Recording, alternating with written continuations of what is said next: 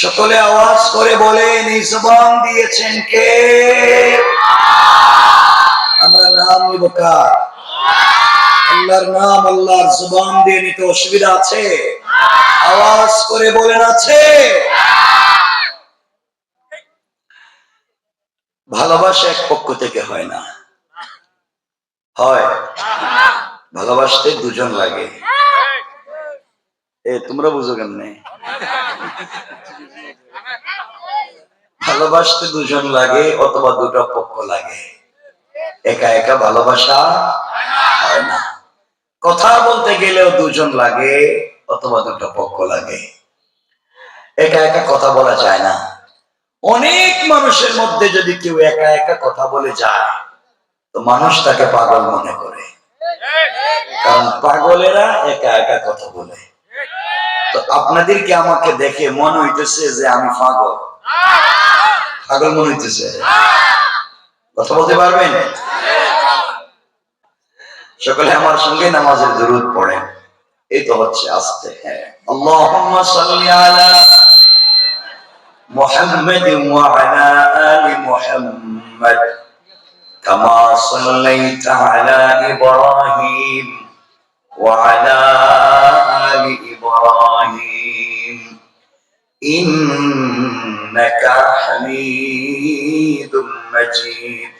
আল্লাহুম্মা বারিক আলা محمد وعلى آل محمد كما باركت على إبراهيم وعلى آل إبراهيم إنك حميد مجيد.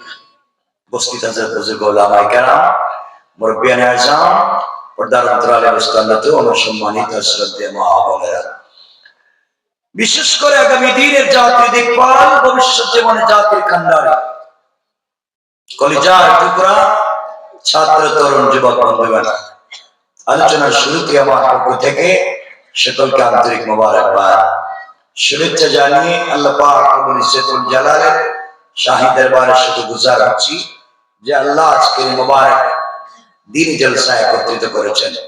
সবটুকুন ভালোবাসা, আবেগ, শ্রদ্ধাকে উজাড় করে শুকরগুজার হচ্ছি। সকলে আওয়াজ করে পড়ছি আলহামদুলিল্লাহ। আপনারা সকলে ভালো আছেন?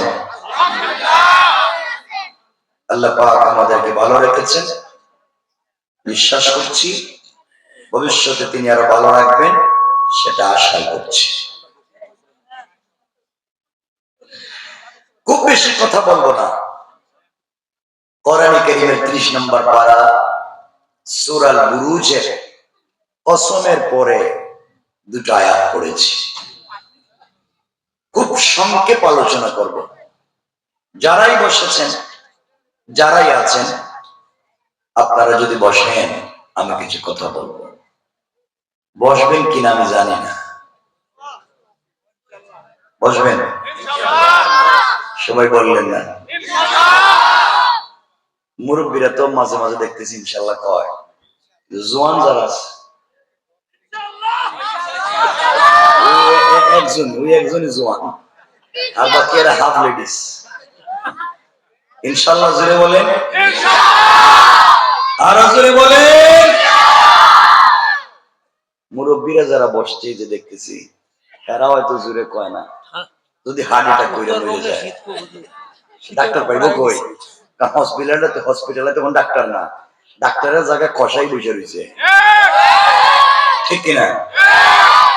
ডাক্তারের চেয়ারে বসে ডাকাতি শুরু করছে, এজন্য হয়তো এরা জোরে কয় না।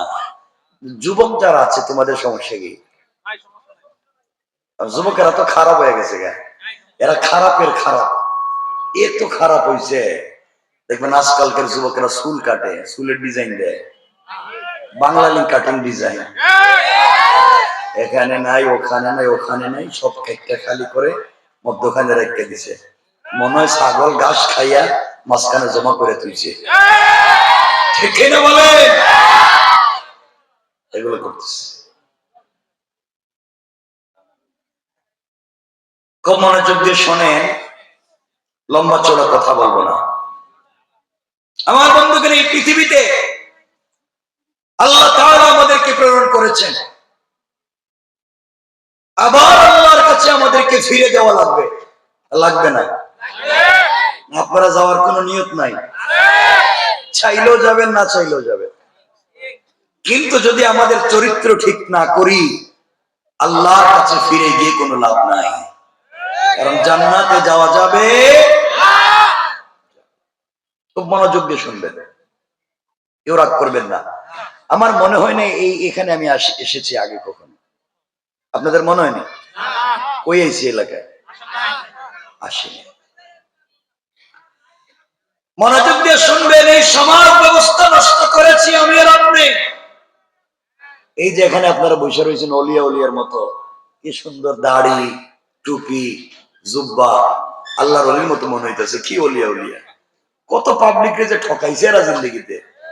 হ্যাঁ, আর এখানে আল্লাহর অলির মতো বসে রয়েছে। ঠিক না বলো বাবা? এই ভাব দিয়ে জান্নাতে যাওয়া যাবে না। এই সমাজ আপনার নষ্ট করেছে। এলাকায় অনেক লোক আছে, এলাকায় অনেক লোক আছে যাদের বুকের দাড়ি সাদা, পকেটে 1 নম্বর তাসবিহ আছে, 5 ওয়াক্ত মসজিদে নামাজ পড়ে, হজ করেছে, উমরা করেছে। অনেক লোক আছে 5 ওয়াক্ত নামাজ পড়বার পরেও এলাকার সবথেকে বড় সুদের কারবারি। ঠিক কিনা করে বলেন? নাই? বলেন নাই? নামাজ পড়ে সুদ খায়। সারা মুসলমানেরা যারা সুদের কারবার করে, কোরআন বলছে তারা আল্লাহ এবং তার রাসূলের বিরুদ্ধে যুদ্ধের মতো অপরাধ করে। যারা সুদের কারবার করে, হাদিস বলছে তারা তাদের মায়ের সাথে জিনার মতো অপরাধ করে। যারা মায়ের সাথে জিনার মতো অপরাধ করে যায়, যারা আল্লাহ এবং তার রাসূলের বিরুদ্ধে যুদ্ধের মতো অপরাধ করে যায়, তারা এই সমাজে মুসলমান পরিচয় নিয়ে বসবাস করবার ন্যূনতম অধিকার নাই। ঠিক কিনা জোরে বলে? এগুলো আছে না নাই? আছে। মাইক গুলার সেটিং করতে পারে নাই, এখন কিছু করে লাভ নাই, আর উল্টা পাল্টা হয়ে যাবে কোন জায়গায়। কি আর করা, এত সব আছে কিন্তু চালাইতে পারতেছে না। শোনেন আমার কথাগুলো। সমাজ আমি আর আপনি নষ্ট করে দিয়েছি। মনে রাখবেন, শুধুমাত্র দাড়ি, টুপি, জুব্বা, পাগড়ি, পাঞ্জাবি আর নামাজ দিয়েই জান্নাতে যেতে পারবেন না। যদি তোমার আর আমার চরিত্র সংশোধন না হয়, এই সমাজে অনেক লোক আছে যারা দেখবেন আযানের পরে মসজিদে নামাজে যায় না। রব বলেছেন হাইয়া আলাল ফালাহ, কল্যাণ আমার কাছে, কামিয়াবি আমার কাছে, ইজ্জত, সম্মান আর সফলতা আমার কাছে। আর অনেক লোক আছে আযানের পরে মসজিদে নামাজে না গিয়া চার দোকানে বৈশা বৈশা টেলিভিশন দেখে। ঠিক না? নাই? বাইরে বাজারে চার দোকানে বসে বদনাম করে, গীবত করে, শিকায়ত করে, এটাই কাজ। সমাজ আমরা এইভাবে নষ্ট করেছি। অনেক লোক আছেন দেখবেন এলাকায় 5 ওয়াক্ত নামাজ পড়ে, ওয়াবিন পড়ে, চাষ করে, ইশরাক পড়ে, ফজরের নামাজ জামাতে পড়ে, রুটিন মতো কোরআন শরীফ পড়ে, তাসবিহ পড়ে, সব কইরা সেইরা কুদাল একটা কান্দে নিয়া আল্লাহর নামের জিকির করে করে সকালে জমিতে যায়, আর আল্লাহর নামের জিকির কইরা আরেকজনের আইল কেটে ঢুকাইয়া দেয়। এগুলো এলাকায় নাই? বলেন না নাই?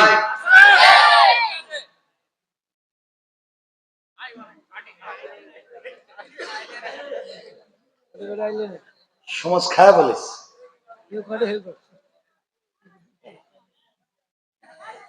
আমরা সমাজকে এইভাবে খারাপ করে দিয়েছি। মনোযোগ দিয়ে শোনেন, যারা ভিলেজ পলিটিক্স করেন, এলাকার রাজনীতি করেন, এলাকার মডল, এলাকার মাতবর, এলাকার বিচারী, পঞ্চায়েতের বড় মুরব্বী, এলাকার সর্দার, এমন মুরব্বী সমাজে পাওয়া যায় যারা পঞ্চায়েতের বিচার করতে গিয়া 1 কাপ রং চা খাইয়া 500 টাকা পাইয়া এদিকের বিচারকে এদিকে দিয়ে দেয়। এগুলা নাই? সমাজ নষ্ট করছে কে? কোন আমরা? বলেন আমরা। সমাজ নষ্ট করছে কে? বলেন আমরা। ভাব ধরে বসে রয়েছে। আল্লাহ আমাদেরকে হেফাজত করো। অনেক নোংরা সমাজ। এই নোংরা সমাজে দিন পৌঁছে দিতে হবে। এই সমাজের মানুষের চরিত্রের পরিবর্তন করতে হবে। চরিত্রের পরিবর্তন করতে পারে একমাত্র আল কোরআন। কোরআনে কারীমের 13 নম্বর পারা 14 নম্বর সূরা সূরা ইব্রাহিমের প্রথম আয়াতে আল্লাহ বলছেন আলিফ লাম রা কিতাবুন আনজালনাহু ইলাইকা লিতুখরিজান নাসা মিনাজ যুলুমাতি ইলান নূর। রব বলেছেন কোরআন একটা ম্যাগনেটিক লাইট, কোরআন একটা চুম্বক। তোমরা সিস্টেমে কোরআন নামক লাইটকে অন্ধকারে লাগিয়ে দাও, অন্ধকার থাকবে না, আলোকিত করে দিবেন কে? আর জোরে বলেন কে?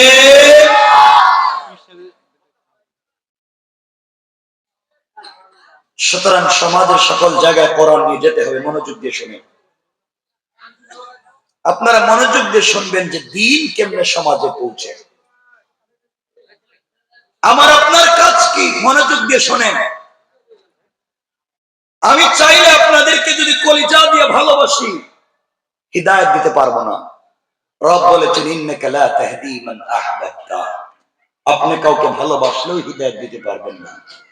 আমি আপনাদেরকে পিটাইয়া মাইরা হিদায়াত দিতে পারবো না। রব বলেছেন লাস্তা আলাইহিম বিমুসাইতির। আপনি প্রশাসক নয় যে কাউকে পিটাইয়া হিদায়াত দিবেন। আমরা রাসূল পাকের কাছে জানতে চাইলাম আমাদের কাজ কি? বলে দিলেন বাল্লিগু আন্নি ওয়ালাউ আয়া। তোমাদের কাজ হচ্ছে একটা কথা হলেও আমার পৌঁছে দাও, এটাই তোমাদের কাজ। আল্লাহর কাছে জানতে চাইলাম আল্লাহ কথা যে পৌঁছাবো, কার চরিত্রের কথা বলবো, কার চরিত্র পাবলিকের কাছে প্রমোট করব? রব বললেন লাকাদ কানা লাকুম ফি রাসূলিল্লাহি উসওয়াতুন হাসানাহ। একমাত্র কেবলমাত্র শুধুমাত্র রাসূল পাকের চরিত্র পাবলিকের কাছে পৌঁছে দাও, কারণ তার মতো চরিত্র আসমানের নিচে জমিনের উপরে আমার পরে আর কারো নাই। আল্লাহু আকবার বলেন। রাসূল পাক সাল্লাল্লাহু আলাইহি ওয়াসাল্লামকে ভালো না বেশে থাকবার কোনো সুযোগ নাই। সুতরাং মনোযোগ দিয়ে শুনবেন কেমনি সমাজে দ্বীনকে জিন্দা করতে হবে। দ্বীন মারামারি কাটাকাটি জবরদস্তি করে এই সমাজে দ্বীন জিন্দা করা যায় না। দ্বীন জিন্দা করাতে হবে বিল হিকমাহ ওয়াল মাউইযাতিল হাসানা। হিকমতে উত্তম কথামালার মাধ্যমে এই সমাজে দ্বীন জিন্দা করতে হবে। ঠিক কিনা বলেন? আমার কথা বুঝতে পারতেছেন? আপনাদের কি অসুবিধা হইতেছে? একটু হাত তুলে দেখেন কার কার অসুবিধা হইতেছে। অসুবিধা হইতেছে কইছি তো, আমি তো কথা তো শেষই করলাম না, এটা তো উড়াই দিলেন আপনারা। মানে ওটা রেডি, কিছু বুঝি আর না বুঝি ওটা আছে তো। অসুবিধা হয়? পিছনে অসুবিধা হইতেছে? তোমাদের হইতেছে? দেখো তোমাদের আবার কিন্তু শয়তান তো ভিতরে ঢুকে গেছে। জোয়ান যারা বলছে বাইরে হইতে পারবে না এখান থেকে, মোবাইলে মিস কল এলেও যেতে পারবে না, কারণ তোমাদেরকে তো ভালো মানুষ মিস কল দেয় না, ওর শয়তান তোমাদেরকে মিস কল দিব।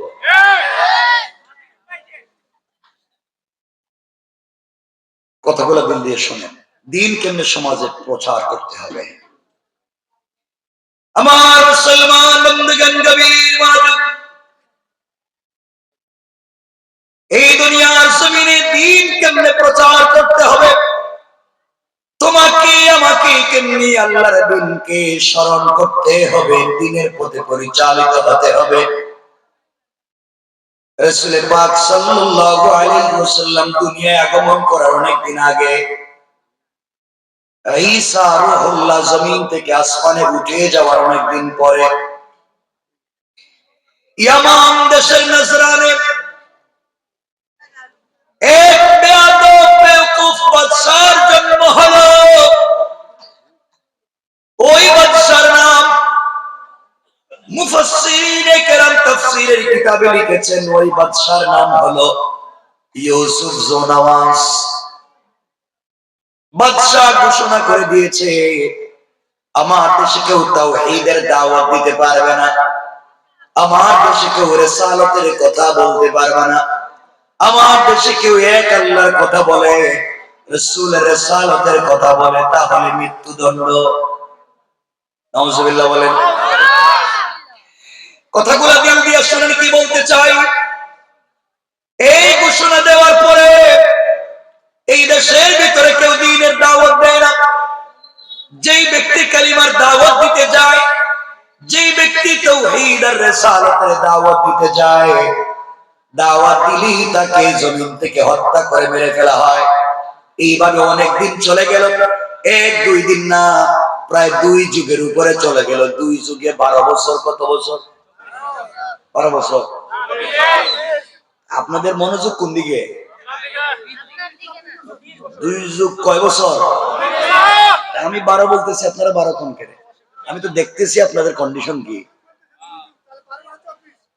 2 যুগ মানে কমপক্ষে 24 বছর।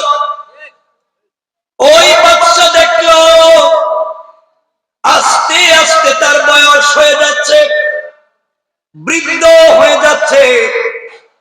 এই দেশে নাসরানী দ্বীন প্রচার করতে দেয় নাই, কালিমার দাওয়াত দিতে দেয় নাই, তাওহীদ আর রিসালাতের দাওয়াত দিতে দিল না, আল্লাহর নাম নিতে দেয় নাই। যেই মাত্র দেখতেছে বৃদ্ধ হয়ে যাচ্ছে, চিন্তা করলো আমি যদি মরে যাই আর এই দেশের ক্ষমতায় যদি কোনো কালিমাওয়ালা, দাড়িওয়ালা, টুপিওয়ালা যাদেরকে আঘাত করে নাসরানী দ্বীনের দাওয়াত দিতে দিলাম না, কোনোভাবেই যদি তাদের কাছে ক্ষমতা যায়, তাহলে আমাকে আমার পরিবার সহ তো ব্রাশ ফায়ার করে মেরে ফেলবে। কে বলেন? এই চিন্তা করে বাদশা ইউসুফ জোনাওয়াজ তৎকালীন জামানার সবথেকে বড় জাদুকর চেয়েছিল, জাদুকর। ওই জাদুকরের কাছে গিয়েছে, জাদুকরের কাছে গিয়ে বলছে, আব্বা জান আমি চাই আমি মরে গেলে এই দেশের ক্ষমতায় আমার ছেলে থাকবে, সে মরে গেলে তার ছেলে, ও মরে গেলে তার ছেলে। এইভাবে যুগের পর যুগ, কালের পর কাল আমার পরিবার থেকে নাজরানের শাসন ক্ষমতা চলবে, পৃথিবীর কেউ যেন আর সুযোগ না পায়। আপনি কি ব্যবস্থা করে দিতে পারবেন? জাদুকর ডাক দিয়া বলছে, বাদশাহ ব্যবস্থা করে দিতে পারবো, বিনিময় কি দিবেন? বাদশাহ ডাক দিয়া বলছে, জাদুকর শোনো, বিনিময় তুমি যা চাইবা তাই পাইবা, শুধুমাত্র তুমি আমার দেশে আমি আমার পরিবার থেকে যেন নাজরানের ক্ষমতা চলে, এই ব্যবস্থাটুকু তুমি করে দাও। জাদুকর বলছে, বাদশাহ আপনি আমাকে একটা যুবক দেন, প্রত্যুৎপন্নমতি, চালাক, শিক্ষিত একটা যুবক দেন। বাদশাহ ডাক দিয়া বলছে, এক যুবক দিলে আপনি আমার দেশের ক্ষমতা আমার কাছে রাখবেন কেমনে?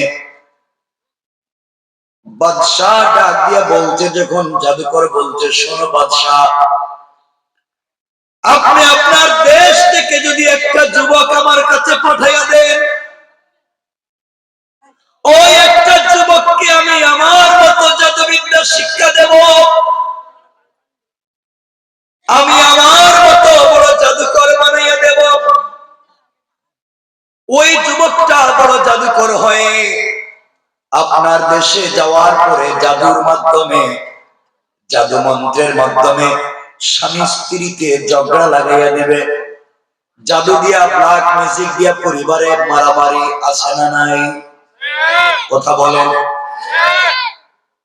ব্ল্যাক ম্যাজিক করে স্বামী স্ত্রীতে ঝগড়া লাগাইয়া দিবে।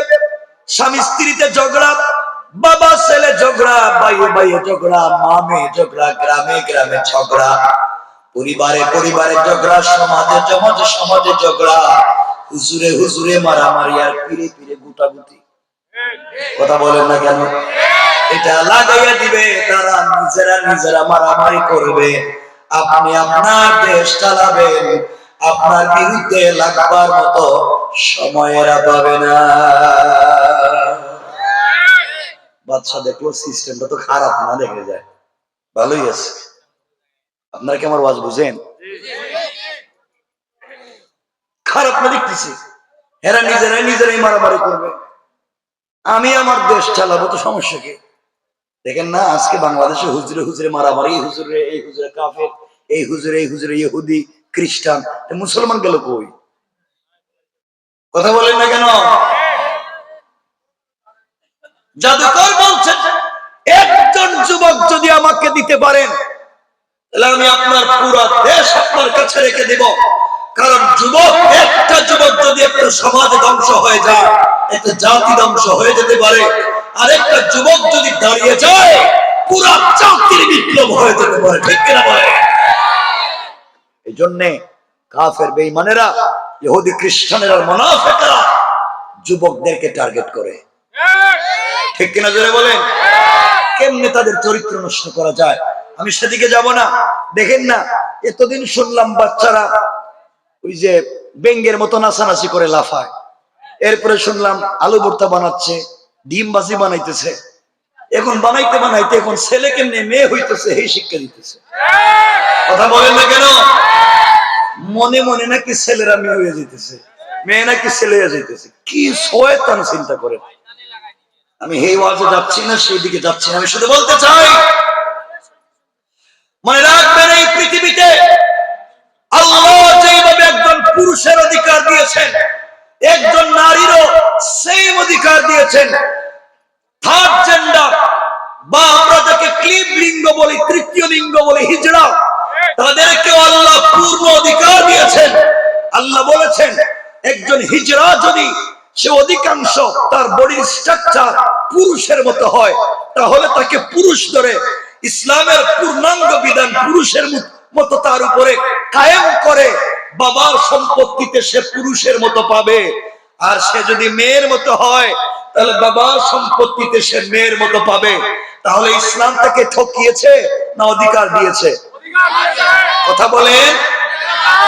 হিজড়া এটা অন্যায় কিছু নয়, আল্লাহর সৃষ্টিতে ত্রুটিপূর্ণ, জন্মের সময় সে এমন ছিল, সে পরিবর্তন হয় নাই। কিন্তু আজকে যারা ট্রান্সজেন্ডার নামে হিজড়াদেরকে চালায় যেতে চায়, মনে রাখবেন ট্রান্সজেন্ডার একটাও ট্রান্সফার হয় আর হিজড়া হয় না। সুতরাং মনে রাখবেন এই দেশে মুসলমানদের, এই দেশে যারা ট্রান্সজেন্ডারের নামে অপসংস্কৃতি, অসভ্যতা, বদমাইশিকে আনতে চায়, যারা এই দেশের জাতীয় দুশ্মন। ঠিক কিনা বলে? জাতির সাথে গাদ্দারি করে যায়। এখন নাকি বইয়ে আছে কেমনে শরীফ শরীফ হইল, মনে মনে হইতে, মনে মনে যদি কোন ছেলে মনে মনে কয় আমি মেয়ে, তাহলে হে মেয়ে। এখন কত হইল? কথা কয় না। মনে মনে যদি সব হইয়া যায়, আপনার দুলাভাই বাড়িতে 10 কেজি মিষ্টি নিয়ে আইছে, আপনি দুলাভাই রে কই না আব্বা আপনি কোন সময় আইছেন? তুই আমার আব্বা কসকেন? কয় মনে মনে আব্বা। মনে মনে কি? আল্লাহ আমাদেরকে হেফাজত করো, সবাই বলেন আমিন। মনোযোগ দিয়ে শুনেন, আজকে যুবকদের চরিত্র নষ্ট করা হচ্ছে, যুবকেরা খারাপ হয়ে যাচ্ছে, ওদের হাতে মাদক আর ভেন্সিডিলিয়াম ভরিয়ে দেওয়া হচ্ছে, ওদের চরিত্র নষ্ট হয়ে যাচ্ছে। ঠিক কিনা বলে? এদেরকে ভালো পথে নিয়ে আসবে কি কোনো চিন্তা নাই। আমার বন্ধুগণ কথাগুলো দিন দিয়ে শুনে কি বলতে চাই,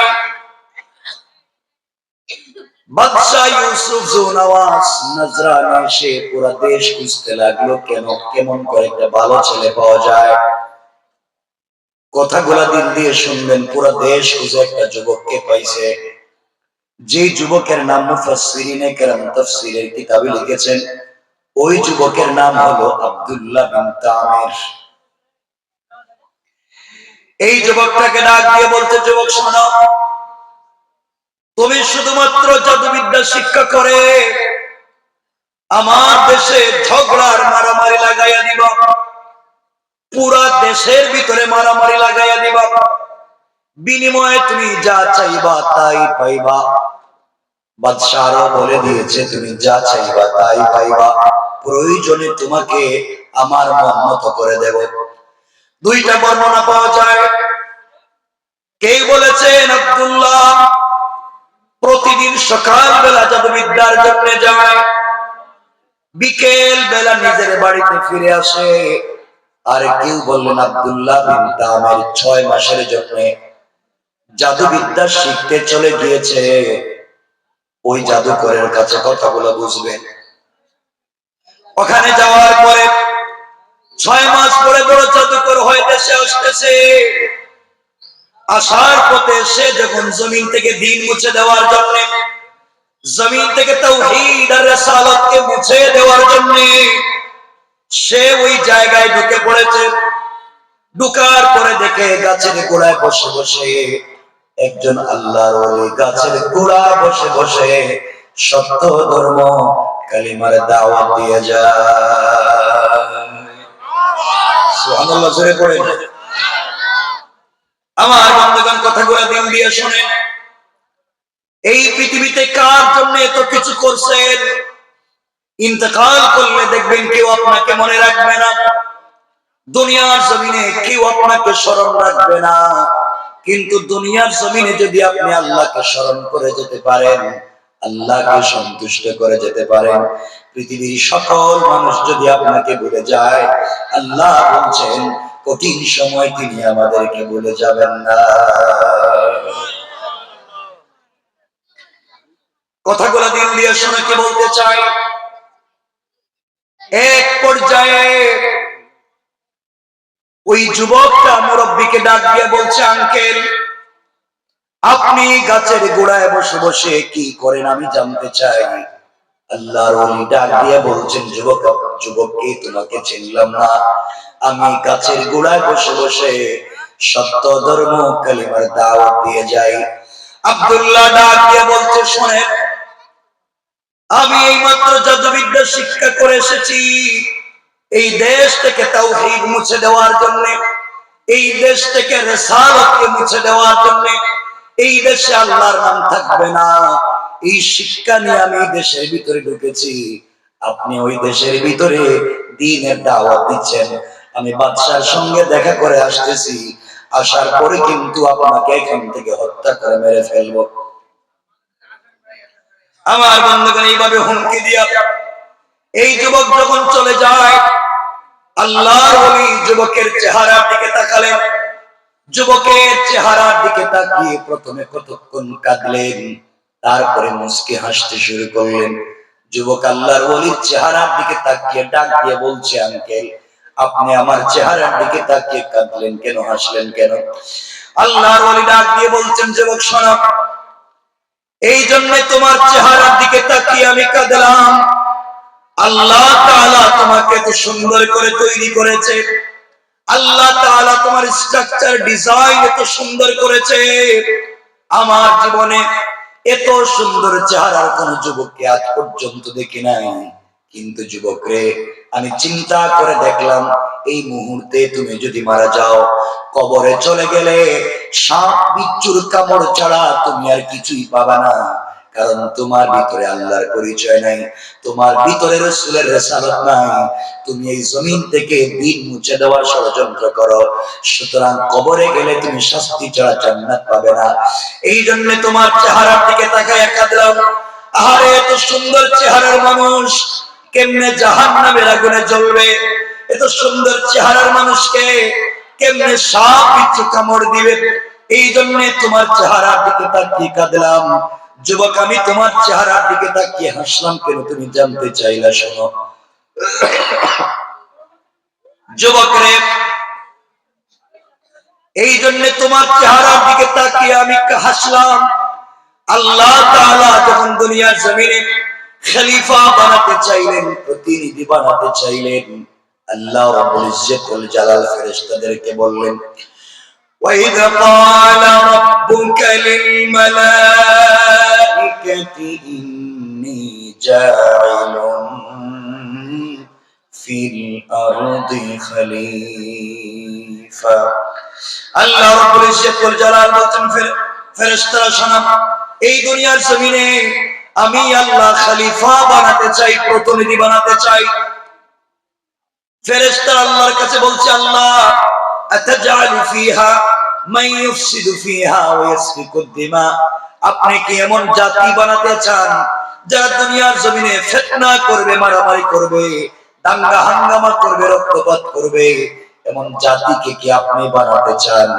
ওয়া নাহনু নুসাব্বিহু বিহামদিকা ওয়া নুকদ্দিসু লাক, আমরা সব সময় তোমার ইবাদত করি, তোমার তাসবিহ পড়ি, তুমি কেন আমাদেরকে বানাতে চাও না? আল্লাহ রাব্বুল ইজ্জত ওয়াল জালাল জবাব দিলেন, ক্বালা ইন্নী আ'লামু মা লা তা'লামুন। আল্লাহ রাব্বুল ইজ্জত ওয়াল জালাল বললেন, ফেরেশতারা আমি আল্লাহ আদমকে কেন প্রতিনিধি বানাতে চাই পৃথিবীর কেউ জানে না, একমাত্র জানেন কে? আওয়াজ করে বলেন কে? ও যুবক, এই জন্য তোমার চেহারার দিকে তাকিয়ে আমি হাসলাম। আল্লাহ তাআলা ফেরেশতাদেরকে ডাক দিয়ে বলছেন, ফেরেশতারা দুনিয়ার মাটির উপরিভাগ থেকে কিছু মাটি একত্রিত করে খাই বানাইয়া, খামির বানাইয়া আদমের একটা অবয়ব, আদমের একটা কঙ্কাল তৈরি করে আমি আল্লাহর সামনে হাজির করো। ও যুবক আব্দুল্লাহ, এমন সময় সমস্ত ফেরেশতারা মিলে আদমের একটা অবয়ব, আদমের একটা কঙ্কাল তৈরি করে আল্লাহর সামনে হাজির করে বলছে, আল্লাহ তাআলা আদমের কঙ্কাল তৈরি করেছে, কেমন হলো? আল্লাহ রাব্বুল ইজ্জত ওয়াল জালাল ফেরেশতাদের দিকে তাকাইয়া ডাক দিয়ে বলছেন, ফেরেশতারা তোমরা যেইভাবে আদম তৈরি করেছো ওটা আমি আল্লাহর পছন্দ হয় নাই, আমি আল্লাহর ভালো লাগে নাই। যে আদমের সন্তানেরা দুনিয়ায় যাওয়ার পরে আমি আল্লাহকে না দেখে আমার কদমে সিজদা করবে, আমাকে পাওয়ার জন্য গভীর রজনীতে হাওমাও করে কাঁদবে, তোমরা যেইভাবে তৈরি করেছো ওইটা আমি আল্লাহর পছন্দ হয় নাই, আমি আল্লাহর ভালো লাগে নাই। যাও আবার কিছু মাটি একত্রিত করে খাই বানায়া, খামির বানায়া আমি আল্লাহর সামনে হাজির করবা। এই মুহূর্তে আমি আল্লাহ আমার কুদরতের হাত মুবারক লাগাইয়া দুনিয়ার জমিনে আদম বানাতে চাই। পড়েন সুবহানাল্লাহ, সুবহানাল্লাহ জোরে পড়েন। ও যুবক আব্দুল্লাহ, এমন সময় আমার আল্লাহ সর্বপ্রথম নিজের কুদরতের হাত মুবারক লাগাইয়া আদমের কপাল তৈরি করলেন, আদমের কণ্ঠনালী, আদমের কাঁধ, আদমের ঠোঁট, আদমের গাল, আদমের চোখ তৈরি করে আল্লাহ রাব্বুল ইজ্জত ওয়াল জালাল ফেরেশতাদের দিকে লক্ষ্য করে বললেন, ফেরেশতারা আমি আল্লাহ তাআলা আদম তৈরি করেছি, তাকায়া দেখো কেমন হলো। সকল ফেরেশতারা আল্লাহর কদমে সিজদায় পড়ে আদমের চেহারার দিকে তাকাইয়া বলছে, আল্লাহ তাআলা এই পৃথিবীতে আপনি যা সৃষ্টি করেছেন আদমের মতো এত সুন্দর চেহারা এই জন্মে কোনোদিন দেখি না। আল্লাহ তাআলা বললেন, তোমরা দেখবে কেমনে আমি বানাই নাই? কোরআনে কারীমের 30 নম্বর পারা সূরা 3 এর মধ্যে ঘরে আল্লাহ বললেন, লাকাদ খালাকানাল ইনসানা ফি আহসানি তাকওয়িম। আমি আল্লাহ আদম সন্তানের অবয়ব যত সুন্দর করে তৈরি করেছি এই সৃষ্টিকে এত সুন্দর করে আর কিছুই বানাই না। সুবহানাল্লাহ জোরে পড়ে। আমার বন্ধুগণ, আদমকে তো আল্লাহ বানালেন, ফেরেশতারা দেখে আশ্চর্য হয়ে গেলেন। আল্লাহকে বলছেন, আল্লাহ আদমের চেহারা থেকে মুখ ফেরাতে মন চায় না, অথচ আদম ছিলেন শুধু সুন্দর, ইউসুফ আলাইহিস সালাম ছিলেন সাদা সুন্দর, যার চেহারার দিকে তাকাইয়া মিশরের নারীরা হাত কাটলো।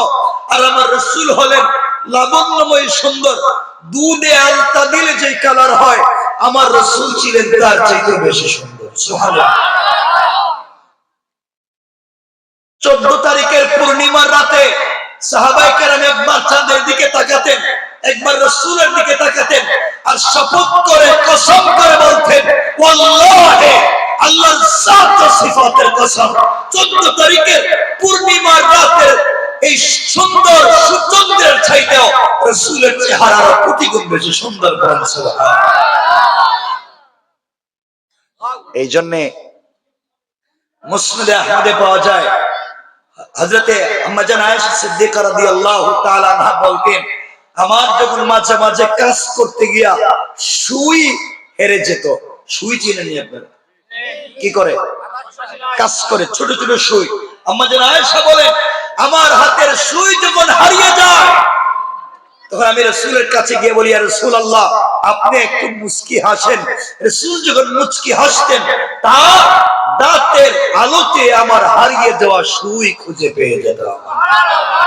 এটা আজকে বললেন সুবহানাল্লাহ, আর জোরে বলেন না সুবহান। কেমন ছিলেন রাসূল পাক সাল্লাল্লাহু আলাইহি ওয়াসাল্লাম? আমার বন্ধুগণ কথাগুলো দিল দিয়ে শুনেন, সামনে কি বলতে চাই। আল্লাহ রাসূল এমন সুন্দর ছিলেন, আল্লাহ তাআলা আদমকে তৈরি করলেন।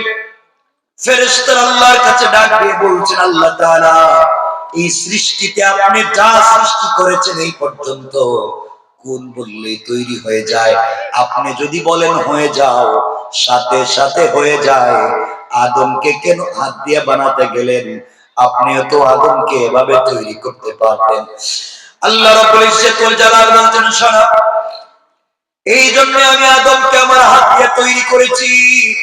আদমের সন্তানের দুনিয়ায় যাওয়ার পরে অন্যায় করে গুনাহ করে আমি আল্লাহকে যখন ভুলে যাবে, আল্লাহর কথা যখন কখনো যদি তাদের মনে পড়ে, আর আমার দেওয়া কপাল আমার কুদরতের পায়ে লাগাইয়া, আমার দেওয়া চোখ থেকে দু ফোঁটা পানি ছেড়ে দিয়া, আমার দেওয়া জবান দিয়ে আমাকে ডাক দিয়ে যখন হাউ হাউ করে কাঁদবে, আমার বান্দা যদি অপরাধ করবার পরে তওবা করে আমার কাছে কান্না করে, আমি আল্লাহর কুদরতের কলিজা ঠান্ডা হয়ে যাবে। সাথে সাথে আমি আল্লাহ আমার বান্দাকে ক্ষমা করে দেয়া জান্নাতি বলে ফয়সালা করে দিতে আমি আল্লাহ এক মুহূর্ত দেরি হবে না। পড়েন সুবহানাল্লাহ। কেন বললাম? কোরআনে কারীমের 19 নম্বর পারা 25 নম্বর সূরা আল ফুরকানের 65 নম্বর আয়াতে আল্লাহ বললেন, ওয়াল্লাযীনা ইয়াকুলুনা রব্বানা সরিফ আন্না আযাব জাহান্নাম ইন্না আযাবাহা কানা গারামা। আল্লাহ রাব্বুল ইজ্জত ওয়াল জালাল বলেন, মুসলমানেরা সাকরাত শুরু হয়ে যাওয়ার আগে, গারগারা শুরু হয়ে যাওয়ার আগে, কবরে চলে যাওয়ার আগে, মালাকুল মউত আজরাইল পৌঁছে যাওয়ার আগে আমার কোন গুনাহ গোটা জিন্দেগীর অপরাধের জন্য আমার কাছে যদি ক্ষমা চায়, আমি আল্লাহর কাছে যদি তওবা করে সিজদায় পড়ে তওবা করতে দেরি হবে, আমি আল্লাহ আমার বান্দার জিন্দেগীর গুনাহগুলোকে maaf করে জান্নাতি বলে ফয়সালা করে দিতে আমি আল্লাহ এক মিনিটও দেরি হবে না। পড়েন সুবহানাল্লাহ। আল্লাহু আকবার। তওবা করতে হবে কোন জায়গায়? সিজদায়। কোন জায়গায়? সবাই বলেন না কোন জায়গায়? কারণ এখানে রব, বান্দা আর বন্ধু ছাড়া মধ্যখানে আর কিছুই থাকে না। এক গোলাম আর এক মুনিব, এছাড়া আর কিছু নাই। আল্লাহ বলেছেন, আমার বান্দা যদি আমার কাছে ক্ষমা চায়, আমি আমার বান্দাকে যদি বন্ধু বানাইয়া নেই, এটা তো কারো কিছু আসে যায় না। ঠিক কিনা ধরে বলেন? কেমনে কষ্ট হচ্ছে আপনাদের? কেন বললাম এই আয়াতে সিজদার কথা? তওবা কেন সিজদা করে করবেন? মনোযোগ দিয়ে শুনেন, হয়তো তোমার আমার জিন্দেগি কামিয়াব হয়ে যেতে পারে। আল্লাহ রাব্বুল ইজ্জত ওয়াল জালাল এই দুনিয়ায় যখন জিবরিল আমিনকে তৈরি করলেন, তারিখে ইবনে জারির তাবারিতে লিখে জিবরিল আমিন আল্লাহর কাছে জিজ্ঞাসা করলেন, আল্লাহ তাআলা আমি কোনদিন তোমাকে অসন্তুষ্ট করতে চাই না, কোনদিন আপনি আমার উপরে কষ্ট পান আমি চাই না, আমি চাই পুরা জিন্দেগি আপনি আমার উপরে সন্তুষ্ট থাকেন, আমাকে কি করতে হবে? আল্লাহ বললেন, জিবরাইল আরশ কুরসি লৌহ কলম জান্নাত জাহান্নাম জিন্নাত ইনসান ফেরেশতা যা তৈরি করেছি যা তৈরি করি নাই সব যদি তুমি আমার কদমে দিয়ে দাও, আমি আল্লাহকে সন্তুষ্ট করতে পারবে না। জিবরাইল বলেন, আল্লাহ এত কিছু দিয়েও যদি তোমাকে সন্তুষ্ট করা না যায়, কি করলে আপনাকে সন্তুষ্ট করা যাবে বলেন? আল্লাহ বলেন, জিবরাইল শোনো, আমাকে যদি সন্তুষ্ট করতে হয়, কোন জিনিস দিয়ে আমাকে খুশি করা যায় না। বান্দা যখন সিজদায় পড়ে যায়, ওই একটা সিজদার মাধ্যমে আমি আল্লাহ বান্দার উপরে খুশি হয়ে যায়। সুবহানাল্লাহ পড়ে জিবরিল আমিন বলছেন, আল্লাহ তাআলা তাহলে আপনি শুনে রাখেন, এমন একটা কাজ এই মুহূর্তে করব, আমার মন বলছে আমার আগে কেউ করে নাই, আমার পরেও কেউ করতে পারবে না। এই বলে জিবরিল আমিন আল্লাহর কদমে সিজদায় পড়ে গেলেন। কেউ বলছেন 30,000 বছর সিজদা করলেন, কেউ বললেন একাধারে 30 লক্ষ বছর আল্লাহর কদমে সিজদা করলেন। এই দীর্ঘ লম্বা সিজদা করে মাথা উঠালেন। আল্লাহ বললেন, জিবরাইল এত লম্বা সিজদা করেছো, আমার কাছে কি চাও? জিবরিল আমিন বলছেন, আল্লাহ তাআলা আপনার কাছে আমি কিছু চাই না, শুধু বলেন না আপনি আমার উপরে সন্তুষ্ট হলেন কিনা। আল্লাহ বললেন, জিবরাইল 30 লক্ষ বছর সিজদা করে আমি সন্তুষ্ট কিনা জানতে চাও? এই প্রশ্নের জবাব জানবার আগে আমার আরশে আজিমের স্ট্রাকচার আর ডিজাইনের দিকে লক্ষ্য করো। জিবরিল আমিন আল্লাহ তাআলার আরশে আজিমের স্ট্রাকচার আর ডিজাইনের দিকে তাকালেন। তাকায়া দেখেন ওখানে সুন্দর করে লেখা আছে, লা ইলাহা ইল্লাল্লাহ মুহাম্মাদুর রাসূলুল্লাহ। জিবরিল আমিন বলছেন, আল্লাহ তাআলা, আয় আল্লাহ আমি আপনার কাছে জানতে চাই, 30 লক্ষ বছর সিজদা করলাম, আপনি আমার উপরে সন্তুষ্ট হলেন কিনা জানতে চাইলাম, আর আপনি কিনা আমারে কালিমা দেখাইয়া দিলেন। আল্লাহ বললেন, জিবরাইল রে, ওই কালিমার ভিতরে তোমার প্রশ্নের জবাব রয়েছে। জিবরিল আমিন বলছেন, আল্লাহ তাআলা কেমনে আমাকে যদি বলে দিতেন। আল্লাহ বললেন, শোনো জিবরাইল, আখিরি জামানার পয়গম্বর সরকারে কায়নাত দু জাহানের সরদার নবী রহমত জনাবে মুহাম্মদুর রাসূলুল্লাহ সাল্লাল্লাহু আলাইহি ওয়াসাল্লাম, আমার কলিজার টুকরা হাবিব, আমি আল্লাহ এই কালেমাটাকে হাদিয়া দিতে চাই, উপহার উপঢৌকন দিতে চাই, গিফট করতে চাই। আমার আখিরি জামানার পয়গম্বরের আখিরি জামানার উম্মতেরা আর আমার আখিরি জামানার গোলামেরা প্রতিদিন দুনিয়া যাওয়ার পরে কমপক্ষে 5 ওয়াক্ত সালাত ফরজ পড়বে। কত? 5 ওয়াক্ত সালাতে কমপক্ষে 17 রাকাত সালাত ফরজ পড়বে। কত রাকাত? ফজরের নামাজ 2 রাকাত, যোহরের নামাজ 4 রাকাত। কত হলো? কথা বলেন। আসরের নামাজ 4, কত হলো? মাগরিবের 3, কত হলো? ইশার 4, কত হলো? আল্লাহ বলেন কমপক্ষে 17 রাকাত সালাত প্রতিদিন ফরজ পড়বে। প্রত্যেকটা রাকাতে কমপক্ষে 2টা করে সিজদা দিবে। প্রত্যেকটা সিজদায় কমপক্ষে 3 বার করে পড়বে সুবহানা রাব্বিয়াল আলা। আমার কোন গুনাহগার গোলাম সিজদায় গিয়ে যখন একবার পড়ে সুবহানা রাব্বিয়াল আলা, ও জিবরাইল তুমি 30 লক্ষ বছর সিজদায় পড়ে যে মান যে মর্যাদার মালিক হতে পারো না, আমার আখিরি জামানার গোলামেরা একবার সিজদায় গিয়ে একবার যখন সুবহানা রাব্বিয়াল আলা পড়বে, তোমার 30 লক্ষ বছরের মর্যাদার চাইতে ওই একবারের সুবহানা রাব্বিয়াল আলার মর্যাদা আমি আল্লাহর কাছে বেশি ভারী হয়ে যায়। সুবহানাল্লাহ জোরে পড়েন।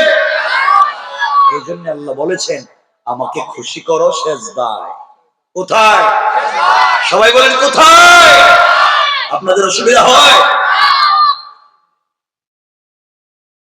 একদিকে ঠান্ডা, আর আমিও এভাবেই আলোচনা করে যাচ্ছি যেন কিছু একটা বুঝেন আপনারা, কারণ আপনাদের কন্ডিশন, আপনাদের উপস্থিতি আমাকে ম্লান করেছে। আমি যে কথাগুলো বলছি মনোযোগ দিয়ে শোনেন। কষ্ট হচ্ছে? বসে রয়েছেন ভালো, উঠতেছেন না এটা ভালো। একজন যদি উঠেন, একজন আমি রেখে দিই, প্রস্রাবে দলে উঠতে পারবেন না। প্রস্রাবে দলে এখানে বসে থাকবেন, শক্ত করে বসে থাকবেন। আমি যাচ্ছি না, আপনি যাবেন কেন? আর জোয়ানেরা কি এত, তোমরা কি হয়ে গেছো? তোমাদের কি প্রস্রাবে ধরার কথা আছে? তোমার তো 1 মাসও তো প্রস্রাবে ধরার কথা না। বসো, কষ্ট হয়। সেজদা দিব কার পায়ে? তওবা করব কোন জায়গায়? কোন জায়গায়? মাফ করে দিবেন কে? আমার বন্ধুগণ, এই যুবক আব্দুল্লাহ মনে আছে নি? মনে আছে? আল্লাহর ওলিকে প্রশ্ন করছে, বলে কেন আল্লাহ তাআলা হাত দিয়ে বানালেন? আল্লাহর ওলি জবাব দিলেন, যুবক আব্দুল্লাহ রে, এই জন্য হাত দিয়ে বানিয়েছেন, বান্দা যখন সিজদায় গিয়ে তওবা করবে, সাথে সাথে আল্লাহ তাআলা বান্দার উপরে খুশি হয়ে maaf করে দিবে। এবার আল্লাহর ওলি আব্দুল্লাহর দিকে তাকালেন আর বললেন, যুবক এই জন্য তোমার চেহারার দিকে তাকিয়ে আমি হাসছিলাম। তোমার মতো আহম্মক, তোমার মতো বেওকুফ আল্লাহর জমিনে আর নাই। তুমি মাত্র জাদু বিদ্যা শিক্ষা করে এসেছো, আর তো কোনো অপরাধ করো নাই। আমার মন বলছে এই মুহূর্তে তুমি যদি কালিমা পড়ে মুসলমান হয়ে যাও, আল্লাহ তোমার জিন্দেগীর সবগুলা গুনাহ যে maaf করবে তা না, তুমি যে জাদুবিদ্যা শিক্ষা করেছো তাও ক্ষমা করে দিবে তা না, বরং তুমি কালিমা পড়লে জাদুবিদ্যার মাধ্যমে যে ক্ষমতার মালিক হয়েছো, কালিমা পড়লে তার চাইতে বেশি ক্ষমতার মালিক হয়ে যাইবা। সুবহানাল্লাহ জোরে পড়ে। আর যুবক আব্দুল্লাহ রে, তুমি যদি কালিমা পড়ো, জবানে স্বাদ পাইবা, কলিজায় শান্তি পাইবা। জবানে স্বাদ পাইবা, কলিজায় শান্তি পাইবা, জাদুবিদ্যার চাইতে বেশি ক্ষমতা পাইবা। আল্লাহু আকবার, আল্লাহু আকবার বলে। মুসলমানদের অস্ত্র লাগে না, মুসলমানেরা যুদ্ধের ময়দানে গিয়ে মিসওয়াক করে যদি তাকবীর দেয়, কাফেররা পলায়ন করে, ঠিক কিনা বলে? আজকালকে আমরা সে ঈমান নিতে পারি না, সে ইস্তেকামত নিতে পারি না।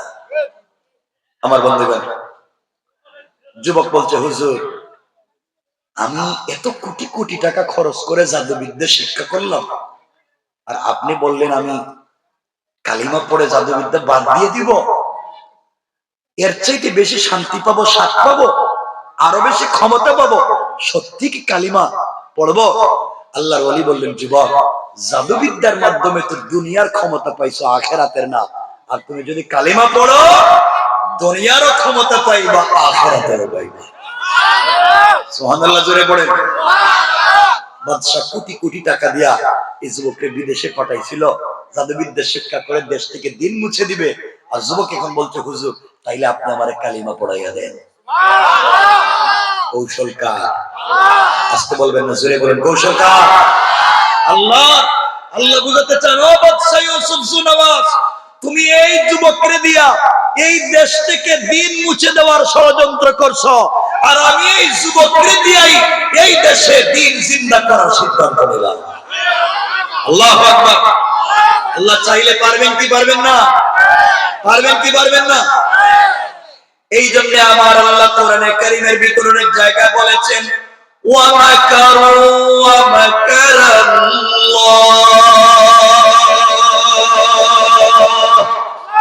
ওয়াল্লাহু খায়রুল মাকিরিন।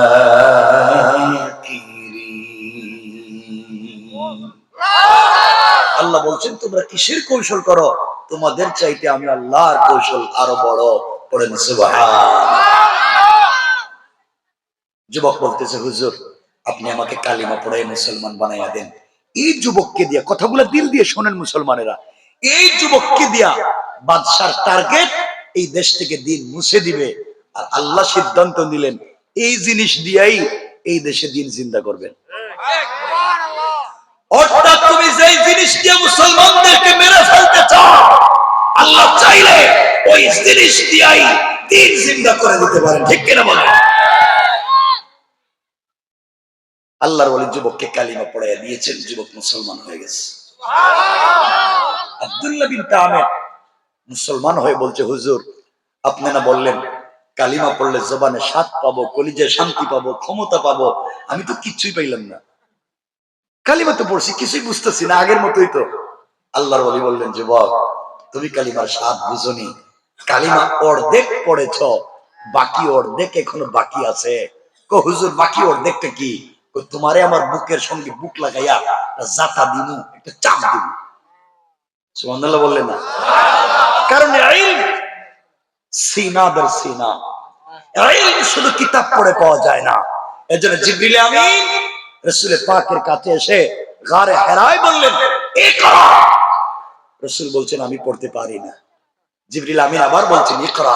রাসূল বলছেন আমি পড়তে পারি না। জিবরাইল বলছেন ইকরা। রাসূল বললেন আমি তো পড়তে পারি না। জিবরিল আমিন আল্লাহর কাছে বলছেন, আল্লাহ তুমি কার কাছে এত বড় কোরআন দিয়ে পাঠাইলা? বেচারা তো নিজেই পড়তে পারে না। আল্লাহ বলেন, জিবরাইল আমার বন্ধুকে কিতাবের মুখাতাব কি বানাতে চাই না। তুমি আমার বন্ধুর সঙ্গে তোমার বুকটা লাগাইয়া একটা চাপ দিবা, আর 30 পারা কোরআনের শিক্ষা তার সিনার ভিতরে নাযিল করে দেওয়ার দায়িত্ব আমি আল্লাহ। সুবহানাল্লাহ বলেন না? জিবরিল আমিন রাসূলকে বুকের সঙ্গে বুক লাগাইয়া একটা চাপ দিলেন। দিতে দেরি, কোরআন তিলাওয়াত করতে দেরি নাই। তাহলে ইলম সিনা থেকে সিনায় যায়। আল্লাহর ওলি বলছেন, যুবক তোমাকে আমার বুকের সঙ্গে বুকটা লাগাইয়া একটা চাপ দিব। কি দিব? চাপ দিব। আল্লাহর ওলি যুবককে নিজের বুকের সঙ্গে জড়াইয়া বুকের সঙ্গে লাগাইয়া একটা চাপ দিলেন। আল্লাহকে ডাক দিয়ে বলছেন, আল্লাহ বাদশাহ এই যুবকের মাধ্যমে এই দেশ থেকে দিনকে মুছে দিতে চায়। আয় আল্লাহ তাআলা, আমি যুবকের জবানে কালিমা চালু করে দিয়েছি। তুমি চাইলে তার দিল থেকে কুফরি, নিফাক, শিরক, বিদআত সব তার দিল থেকে বের করে দেয়া, তোমার ইলমে মারিফত দিয়া তার দিলকে মুনওয়ার করে দিতে পারো। এই যুবকটাকে দিয়ে কিন্তু এই দেশে দিন জিন্দা করে দিতে পারো। এই কথা বলবার সাথে যুবক চিৎকার করে বলছে, আল্লাহর ওলি আপনি আমাকে ছেড়ে দেন, কসম রব্বে পাকের জাতে, কি কালিমা শিখাইলেন, কি বুকের সঙ্গে একটা চাপ দিলেন। আপনার একটা চাপে এই মুহূর্তে মনে হয় আল্লাহর আরশ পর্যন্ত পরিষ্কার দেখা যায়। সুবহানাল্লাহ বলেন। ওকে ছেড়ে দেন। আল্লাহর ওলি যুবককে ছেড়ে দিলেন। যুবক বলছে, হুজুর এখন কালিমা পড়ে স্বাদ পাই, এখন শান্তি পাই, এখন তো কি ভাল লাগতেছে। আমার মনে হচ্ছে আমার অনেক স্পিরিটার পাওয়ার চলে এসেছে। হুজুর আমি এত কোটি টাকার মালিক হইয়া জাদুবিদ্যা করো যে স্বাদ আর শান্তি পাই নাই, এখন আল্লাহর নাম নিলে সেই স্বাদ পাই। আল্লাহর ওলি আমি আর দেশে যাব না, আপনার সাথে থেকে যাব, দুজন মিলে এই দেশে দিন জিন্দা করতে চাই। আল্লাহর ওলি বললেন, না তুমি বাড়িতে যাও, ইস্তেকামত থাকো দিনের উপরে, এরপরে নিজে দিনের দাওয়াত দেওয়া শুরু করো, কারণ এই দেশ দিন জিন্দা করার দরকার। আমার বন্ধুগণ, লম্বা কথা সংক্ষেপ করে বলতেছি, যুবকটা আস্তে আস্তে নিজের বাড়ির দিকে যেতে লাগলো। কোন দিকে?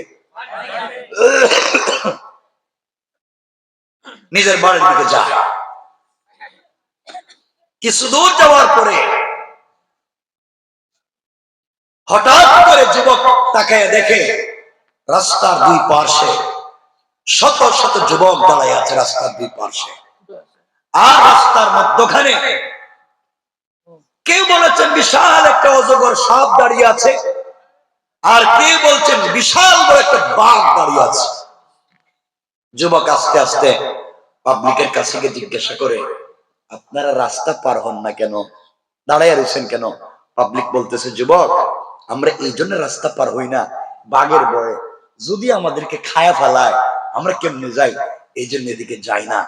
যুবক চিন্তা করলো, এই মাত্র কালিমা পড়ে মুসলমান হয়ে কালিমা ওয়ালা হয়ে আসছি, একটু পরীক্ষা হয়ে যাক, বাঘের শক্তি বেশি না কালিমার পাওয়ার বেশি। আল্লাহু আকবার বললেন না? আর জোরে বলেন না আল্লাহু আকবার। জুলুম নির্যাতন যাই হোক, কালিমার উপরে যদি ইস্তেকামত থাকো, কেউ না থাকলেও সাথে আছেন কে? এই বিশ্বাস রাখেন, আপনি একদিন এই জমিনে বিজয় হবেনই হবেন ইনশাআল্লাহ। মনে রাখবেন। কেন বললাম? ইব্রাহিমকে নমরুদ আগুনে ফেলে দিল, আগুন জ্বালিয়ে দিচ্ছে।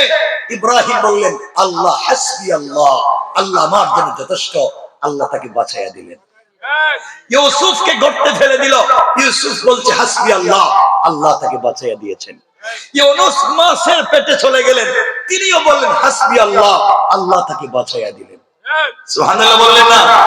আইয়ুব অসুস্থ হয়ে দীর্ঘ 18 বছর অসুস্থ, তিনি বললেন হাসবি আল্লাহ, আল্লাহ তাকে সুস্থ করে দিলেন। সুবহানাল্লাহ বললেন না? তাহলে আমাদের জন্য যথেষ্ট কে? আরো জোরে বলেন কে? কষ্ট হইতেছে বোধহয় আপনাদের।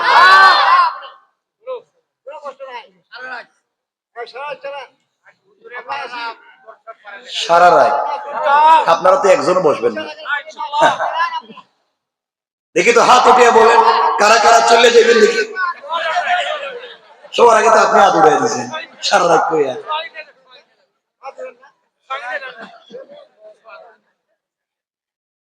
ঘটনা কি?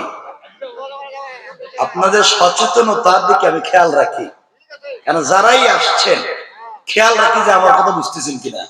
এখন দেখলাম সব জায়গায় তো হাত উঠা। কষ্ট হচ্ছে? হাত উঠান করে খেলে। আসলে আমি এইভাবে কথা বলা হয়ে ওঠে না আমার কখনো, এই চেহারা। আমি যেখানে জুমা পড়াই ওখানেই তো জুমাই তো লোক হয় 10-15 হাজার। তা আমি তো বসছি শুধু ভালোবাসার ঠেলায়।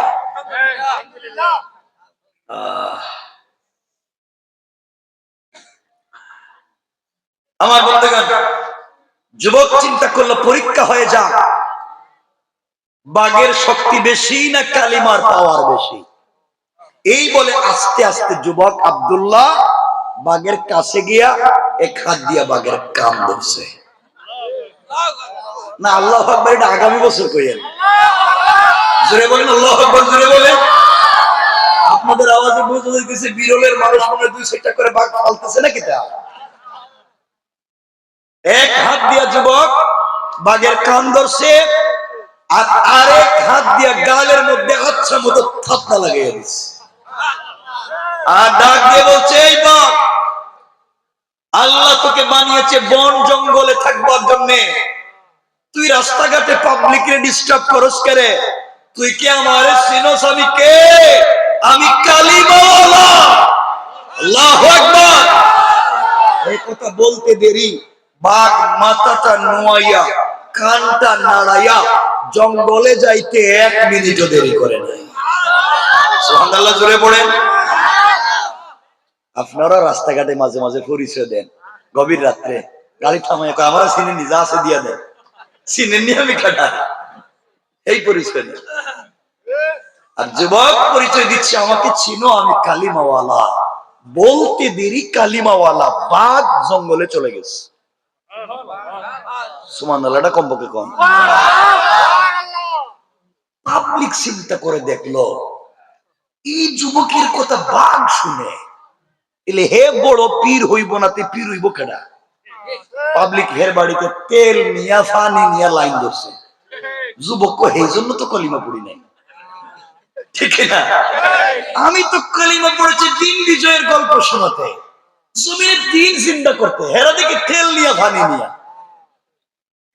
আল্লাহ যুবককে কালিমার মাধ্যমে এমন একটা পাওয়ার আর ক্ষমতা দিয়েছেন, কোন অন্ধ মানুষ যখন যুবক আব্দুল্লাহর কাছে আসে, 2টা হাত যখন চোখে লাগাইয়া দেয়, সাথে সাথে চোখগুলো ভালো হয়ে যায়। একজন লোক পা ভাঙ্গা হাঁটতে পারে না, পায়ের মধ্যে যখন আব্দুল্লাহ হাত লাগাইয়া দেয়, দিতে দেরি হয়, ভালো হতে দেরি হয় না।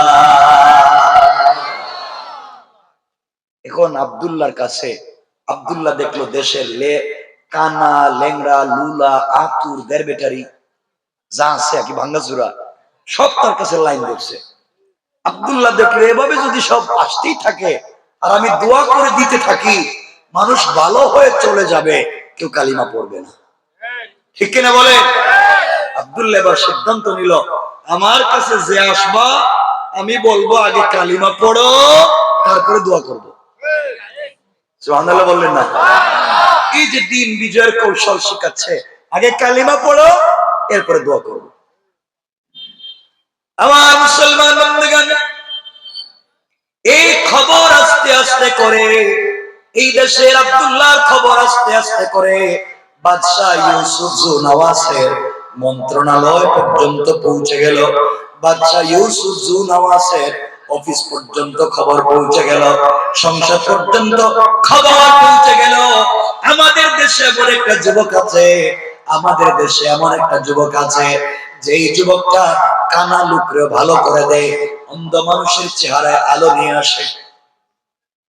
আমার বন্ধুগণ, বাদশাহ ইউসুফ জুনাওয়াসের একজন মন্ত্রী, গালেবান অর্থমন্ত্রী, তিনি ছিলেন জন্মান্ধ, চোখে দেখতেন না, কিন্তু জ্ঞান বুদ্ধি ভালো থাকার কারণে বাদশাহ তাকে অর্থমন্ত্রীর দায়িত্ব দিয়েছে, তিনি চোখে দেখতেন না। তিনি যখন খবর পাইলেন এই দেশের একটা যুবক অন্ধ লোককে ভালো করে দেয়, তিনিও কোটি টাকার হাদিয়া তোফা নিয়া একটা দল নিয়া আব্দুল্লাহর বাড়িতে হাজির হয়ে গেলে। আব্দুল্লাহ তাকায় দেখে এই তো মন্ত্রী, এই মন্ত্রী তো যার দস্তগতার সিগনেচারের মাধ্যমেই তো বিদেশে আমার কাছে টাকা পাঠাইছে জাদুবিদ্যা শিক্ষা করার জন্য, এই তো সংসদে বিল উত্থাপন কইরা এই দেশে কালিমা বন্ধ করছে, এখন আমার বাড়িতে আসে কেড়ে কে আনতেছেন? আসতে বলবেন না, জোরে বলেন কে? মন্ত্রী সাহেব গিয়ে বলছে, কে বাবা? আমি তোমারে চিনি না, চোখেও দেখি না, আমি শুনছি তুমি নাকি অন্ধ লোকের চোখ ভালো করে দিতে পারো।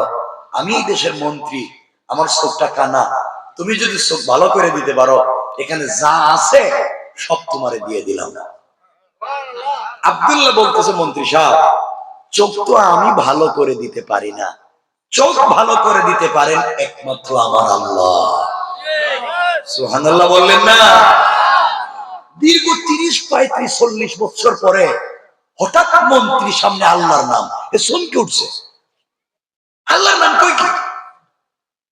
মন্ত্রী বলতেছে, কে বাবা তুমি? আল্লাহর নাম বললা? আমাদের খোদা, আমাদের আল্লাহ, আমাদের খোদা তো আমাদের বাদশাহ, আমাদের দেশের বাদশাহই তো আমাদের খোদা। নাউজুবিল্লাহ বলে। আব্দুল্লাহ বলছে, মন্ত্রী সাহেব আপনাদের দেশের বাদশাহী যদি আপনার খোদা হবে তো শৌকের জন্য আমার কাছে আইছেন কেরে? কথা বলেন না কেন? এর কাছে গেলেই তো হয়, তাহলে আমার কাছে কেন আইছেন? মন্ত্রী দেখলো বিষয়টা তো ঝামেলা, বাবা আমার শৌকের তো দরকার, কিন্তু শোকটা কেমনে পাওয়া যায়? তুমি যে এই দেশে কালিমার দাওয়াত দিতেছ, তুমি কি জানো আমরা একটা ছেলে যার নাম আব্দুল্লাহ বিন তামের, তাকে কোটি কোটি টাকা দিয়ে বিদেশে পাঠাইছি, জাদুবিদ্যা শিক্ষা করে আসতেছে, এই দেশ থেকে দিন মুছে দিবে, তুমি আবার কেমনে এখানে দিনের দাওয়াত দাও? আব্দুল্লাহকে আমি তো হেই আব্দুল্লাহ। আল্লাহু আকবার বললেন না? আপনারা যে আব্দুল্লাহরে পাঠাইছেন আমি তো হেই আব্দুল্লাহ। আল্লাহু আকবার। মন্ত্রীকে তুমি হি আব্দুল্লাহ, তোমার না জাদুবিদ্যার জন্য পাঠাইছিলাম, তুমি এখন কালিমার দাওয়াত দাও কেন? আব্দুল্লাহ ডাক দিয়ে বলছে, মন্ত্রী শোনো, আপনারা জাদুবিদ্যার জন্য পাঠাইছেন কথা যেমন সত্য, আপনাদের টাকা পয়সা খরচ করে জাদুবিদ্যা শিখছি তাও সত্য, আসার পথে আমার আল্লাহ আমাকে জাদু করে কালিমা পড়াইয়া মুসলমান বানাইয়া মন্ত্রী সাহেব এই মুহূর্তে আপনার সামনে দাঁড় করাইয়া বলতেছে, ও মন্ত্রী তুমি যদি চোখ পাইতে চাও তুমিও কালিমা পড়ে মুসলমান হয়ে যাও। মন্ত্রী সাহেব চোখ যদি পাইতে হয় কালিমা পড়াই লাগবে। মন্ত্রী তো বলছে মহা বিপদে, কালিমা কেমনে পড়ি? চিন্তা করলো, কালিমা যদি পড়ি আর চোখ পাই, চোখ পাওয়ার পরে কালিমা ছেড়ে দিব। নিয়ত ভালো না খারাপ? তো আসতে বলবেন না, জোরে বললেন। ওইটা তো নির্বাচনী ওয়াদা, নির্বাচনের আগে কত ওয়াদা দিই, এটাকে আর পরে পুরা করা লাগে নাকি? এও চিন্তা করলো, এটা হলো কালিমা পড়লাম, ওয়াদা করলাম, কালিমা পড়ছি, চোখ পাইছি কালিমা ছেড়ে দিলাম। নিয়ত ভালো না খারাপ? কথা বলেন। মন্ত্রীকে আব্দুল্লাহ কালিমা পড়ায় দেয়, কোনো সমস্যা নাই। আব্দুল্লাহ কালিমা পড়ায় দিচ্ছে। কালিমা পড়াইয়া চুকে হাত দিয়া বলে, আল্লাহ এর নিয়ত ভালো না, এটা বাটপার, এর নিয়ত খারাপ, কিন্তু আল্লাহ এর জবানে তো আমি কালিমা চালু করে দিয়েছি, আমি চাইলে আর সংসদে যেতে পারবো না, কিন্তু এই মানুষটা যদি ভালো হয়ে যায় তাহলে সংসদে আবার কালিমা চালু হয়ে যাবে। আল্লাহ তুমি তার চোখটা ভালো করে দাও। বলতে দেরি, মন্ত্রীর চোখ ভালো হইতে দেরি না। সুবহানাল্লাহ তো আসতে বললেন। মন্ত্রী চোখের আলো পাইয়া বলতেছে, আব্দুল্লাহ এই তো আমার দেখতেছে সব ঠিক আছে, হাদিয়া তুবা যা আছে সব নেও, আমি এখন গেলাম। আব্দুল্লাহ কই যাইবেন? কালিমা পড়লাম, হাদিয়া দিলাম, আর কি? কালিমার তো অর্ধেক হইছে, অর্ধেক তো বাকি অর্ধেক কি? জাতা দিমু, জাতা ছাপ দিমু। ছাপ দিলে আর কি হয়? আমি তো কত মানুষের দিলাম, কিছু হইল না। ছাপ একটা দিতে দিয়া দেয়। আব্দুল্লাহ মন্ত্রী সাপকে বুকের সঙ্গে জড়িয়ে ধরেছে আর আল্লাহকে ডাক দিয়ে বলেছে, আল্লাহ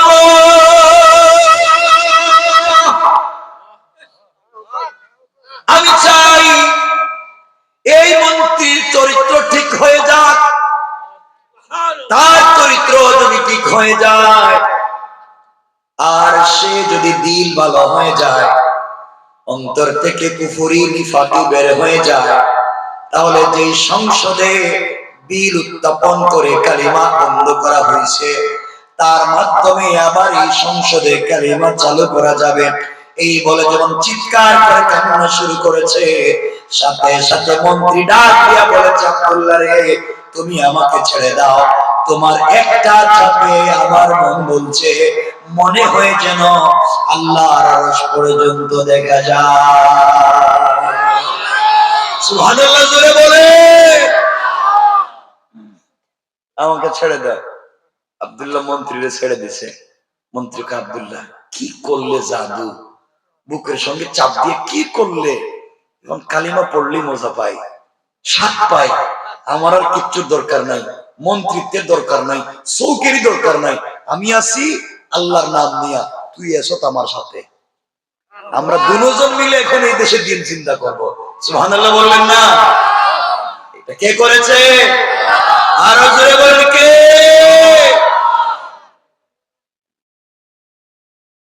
আব্দুল্লাহ বলছে, মন্ত্রী সাহেব এখানে থাইকা লাভ নাই, যে সংসদে কালিমা বন্ধ করছেন ওখানে আবার যান। সংক্ষেপ করে দিতেছি, আপনাদের কষ্ট হইতেছে দেখে আমি লম্বাও করতে চাই না। 11টা কথা হয়ে গেছে, ঠান্ডা অনেক। কথাগুলো দিল দিয়ে শুনেন, সামনে কি বলতে চাই আমার মুসলমান বন্ধুগণ, কথাগুলো দিল দিয়ে শুনেন। এক পর্যায়ে কয়েকদিন পরে সংসদ অধিবেশন বসেছে। বাদশাহ ইউসুফ জুনওয়াসের ডান পাশে ওই মন্ত্রী বসে আছে। হঠাৎ করে বাদশাহ তাকায়া দেখে মন্ত্রীর চোখ ভালো। জিজ্ঞাসা করে, ও মন্ত্রী আপনি চোখ কোথায় পেলেন? মন্ত্রী আওয়াজ করে বলেছে, বাদশাহ চোখ দিয়েছেন আমার আল্লাহ। দীর্ঘ 50 বছর পরে হঠাৎ সংসদে আল্লাহর নাম পাঁচশতক কেটে উঠছে। মন্ত্রী কি কো আল্লাহ? আমি না তোমাদের আল্লাহ? আপনি আস্তা বেহুদা, আপনি যদি আল্লাহ হইবেন আমার এতদিন চোখ ছিল না, আপনি কইছিলেন, ঠিক কিনা বলেন?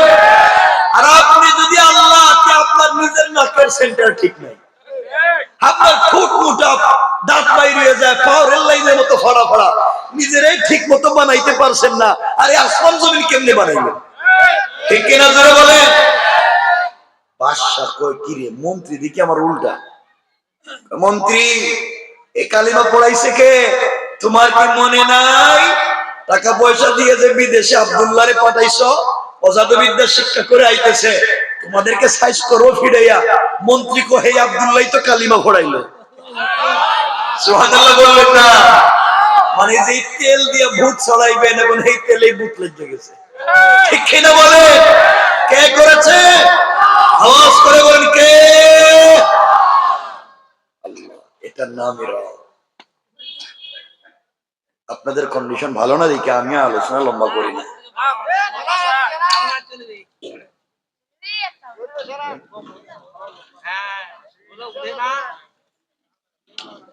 আমার বন্ধুগণ কথাগুলো দিল দিয়ে শুনে, বাদশা মন্ত্রী বেদে আচ্ছা মতো শুরু করছে মাইর। যেই মন্ত্রী জিন্দেগিতে মাইর খায় নাই, বড়িতে যখন মাইর করছে, বাদশা মনে করছিল ও মনে কালিমা ছেড়ে দিবে। মন্ত্রী বলতেছে বাদশা যত পিটাও আমার আপত্তি নাই। এতদিন মন্ত্রিত্ব পাইয়া যে স্বাদ আর শান্তি পাই নাই, এখন কালিমা পড়ে মাইর খাইলেও শান্তি পাই। সুবহানাল্লাহ জোরে বলেন। মাইর খাইতে খাইতে মন্ত্রী একসময় আব্দুল্লাহর ঠিকানা বলে দিচ্ছে। আব্দুল্লাহকে বাদশার দরবারে হাজির করা হলো। বাদশা ডাক দিয়া বলছে, আব্দুল্লাহ তোমাকে জাদুবিদ্যার জন্য পাঠাইছিলাম, তুমি কেমনে এই নোংরামিটা করলা? তুমি এই দেশে কেমনে দ্বীনের দাওয়াত দিলা বলো?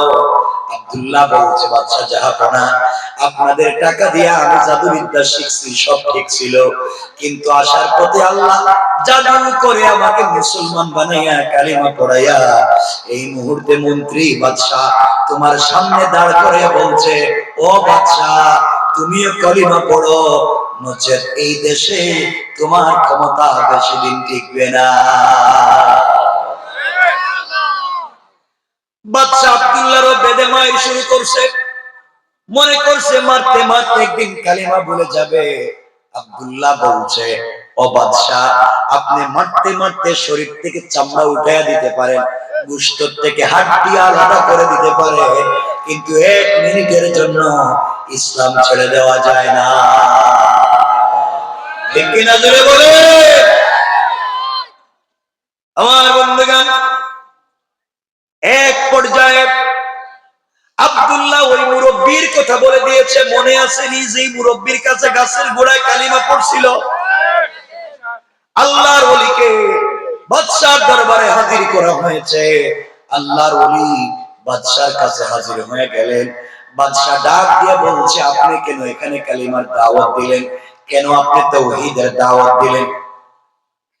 আল্লাহর ওলি বলতেন, বাদশা আপনি নিষেধ করেছেন আর আল্লাহ নির্দেশ করেছে।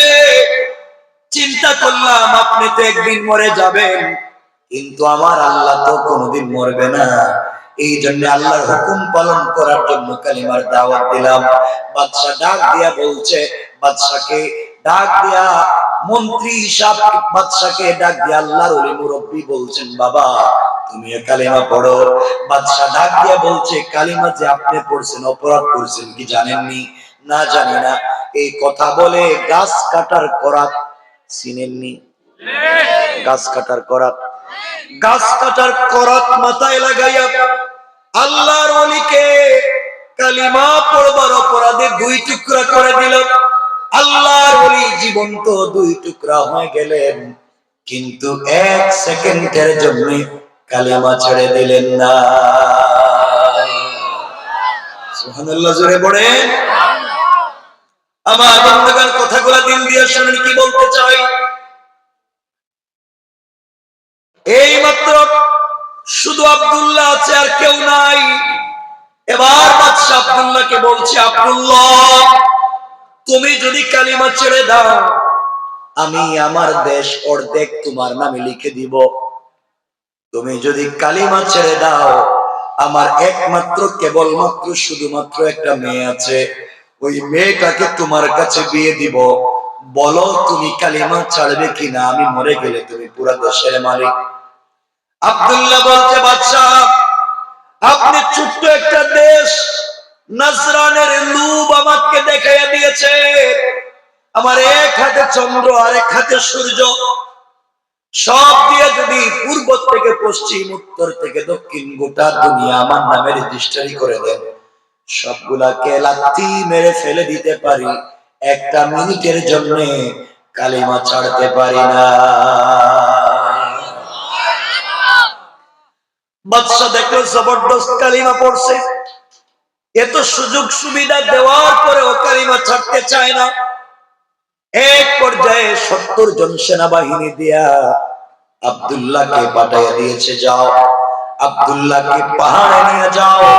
পাহাড় থেকে 70 জন সেনাবাহিনী মিলে ধাক্কা দিয়ে মাটিতে ফেলে দিবা, হাড্ডির সঙ্গে চূর্ণ বিচূর্ণ হয়ে যাবে। আব্দুল্লাহকে যখন পাহাড়ে নিয়ে যাওয়া হলো, এবার আব্দুল্লাহ ডাক দিয়া বলছে, আল্লাহ,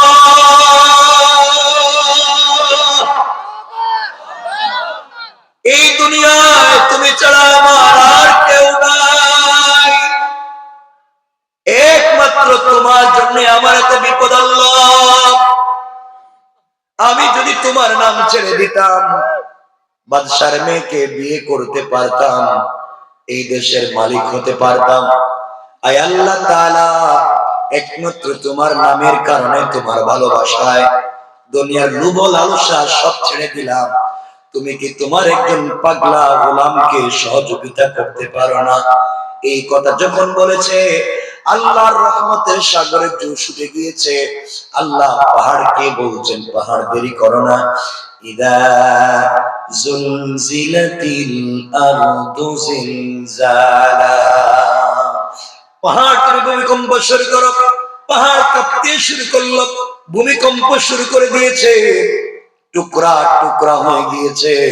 70 জন সেনাবাহিনী আব্দুল্লাহকে ছেড়ে দিয়া নিজের জীবন বাঁচানোর জন্য যখন দৌড়ায়, আল্লাহ আসমান থেকে 70 জন আযাবের ফেরেশতা পাঠাইয়া এই 70 জন সেনাবাহিনীকে ধরে আচ্ছা মতো পিটাইয়া পাহাড়ের মধ্যখানে ঢুকাইয়া পাহাড়কে আবার আগের মতো একত্রিত করে দিয়া আল্লাহ তাআলা আব্দুল্লাহকে সুস্থ রেখে ভালো অবস্থায় হাঁটাইয়া হাঁটাইয়া বাদশাহ দরবারে পৌঁছাইয়া দিয়েছে। বাদশাহ চিন্তা করে জিজ্ঞেস করে, আব্দুল্লাহ, তুমি যে আইলা, আমার সেনাবাহিনী কই? আপনার সেনাবাহিনী দেখতেছি পাহাড়ের উপরে, আল্লাহুম্মা বিসমিকা আমুতু আইয়া ঘুমায় গেছে গা, এদেরকে খুঁজে পাইবেন না, এরা তো নাই। বাদশার মাথা আর গরম হলো, আরো 70 জন সেনাবাহিনী দিয়া আব্দুল্লাহকে পাঠিয়ে দিয়েছে, নিয়ে যাও সাগরের মধ্যে নিয়ে যাও। সাগরের মধ্যে নিয়ে গিয়া হাত পা বেঁধে সাগরের মধ্যখানে ফেলে দিবা, যেন আব্দুল্লাহ জীবন্ত পানিতে ডুবে মরে যায়। আব্দুল্লাহকে যখন সাগরে নিয়ে যাওয়া হলো, এবার আব্দুল্লাহ ডাক দিয়ে বলছে, আল্লাহ,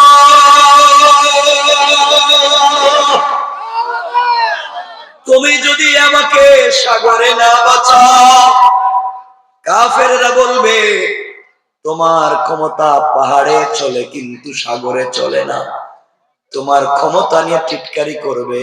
আয় আল্লাহ, এই মুহূর্তে তুমি আমাকে সাগরে বাঁচাইয়া দাও। আমি যদি সাগরে বেঁচে যাই, কথা দিলাম এই দেশের সকল জনগণের কানে কানে তোমার কালিমার দাওয়াত পৌঁছাইয়া দেব। আল্লাহ সাগরকে বলতেন, সাগর আর দেরি করিস না, উত্তাল হয়ে যা। সাগর উত্তাল হয়ে গিয়েছে, তাদের নৌকা ভেঙে টুকরা টুকরা হয়ে গিয়েছে।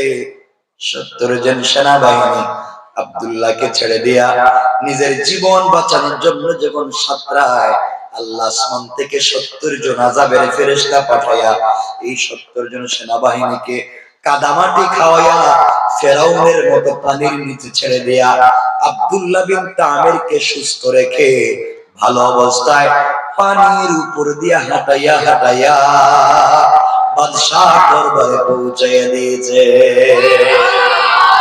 সুবহানাল্লাহ, জোরে বলে। কে করেছে? বাদশা কয়, আব্দুল্লাহ, আমার সেনাবাহিনী কই? হেরা নাই। বাদশা চিন্তা করলো, প্রতিদিন যদি 70 জন করে নাই হয়, তাহলে মাস শেষে আর কিছু থাকবো নি? কথা বলেন না, করে থাকবো।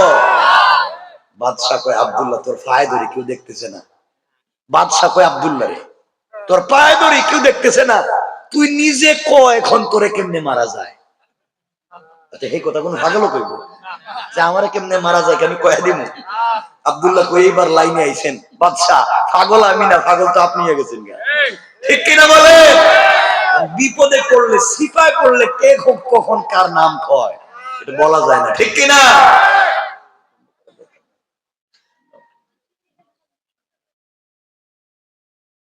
ওই তো না আমি লম্বা করবো না আমি জানি আসলে আপনাদের কষ্ট হচ্ছে আমি বুঝতেছি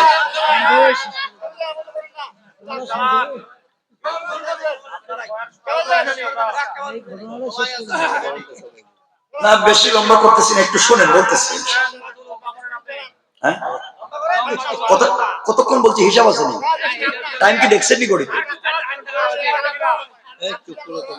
শোনেন বলতেছি 1.5 ঘন্টা হয়ে গেছে বলতেছি শুনে কষ্ট হচ্ছে অসুবিধা হয় হাত তুলে দেখেন কার কার কষ্ট হয় না কইছি তো বিল্লাহি তাকবীর এই আওয়াজ দিলে রেখে দিন আওয়াজ করে বলি বিল্লাহি তাকবীর এই আওয়াজ আরো জোরে কইতে নারে তাকবীর আমি কি রেখে দিতাম আওয়াজ দিবেন রেখে দিমু আওয়াজ দিবেন আওয়াজ দিয়ে বলে নারে তাকবীর এই তো ঠান্ডা অর্ধেক কমে গেছে বন্ধ কর শুনেন বাবা বলতেছি ভাই আসলে তোমার খুঁজতেছি 11:30 হয়ে গেছে কিন্তু আর বলতেছি তো রে বাবা শুনেন বলতেছি তো আধা ঘন্টা 1 ঘন্টা সারা রাত কোন রাইতে ওয়াজ করতাম না রাত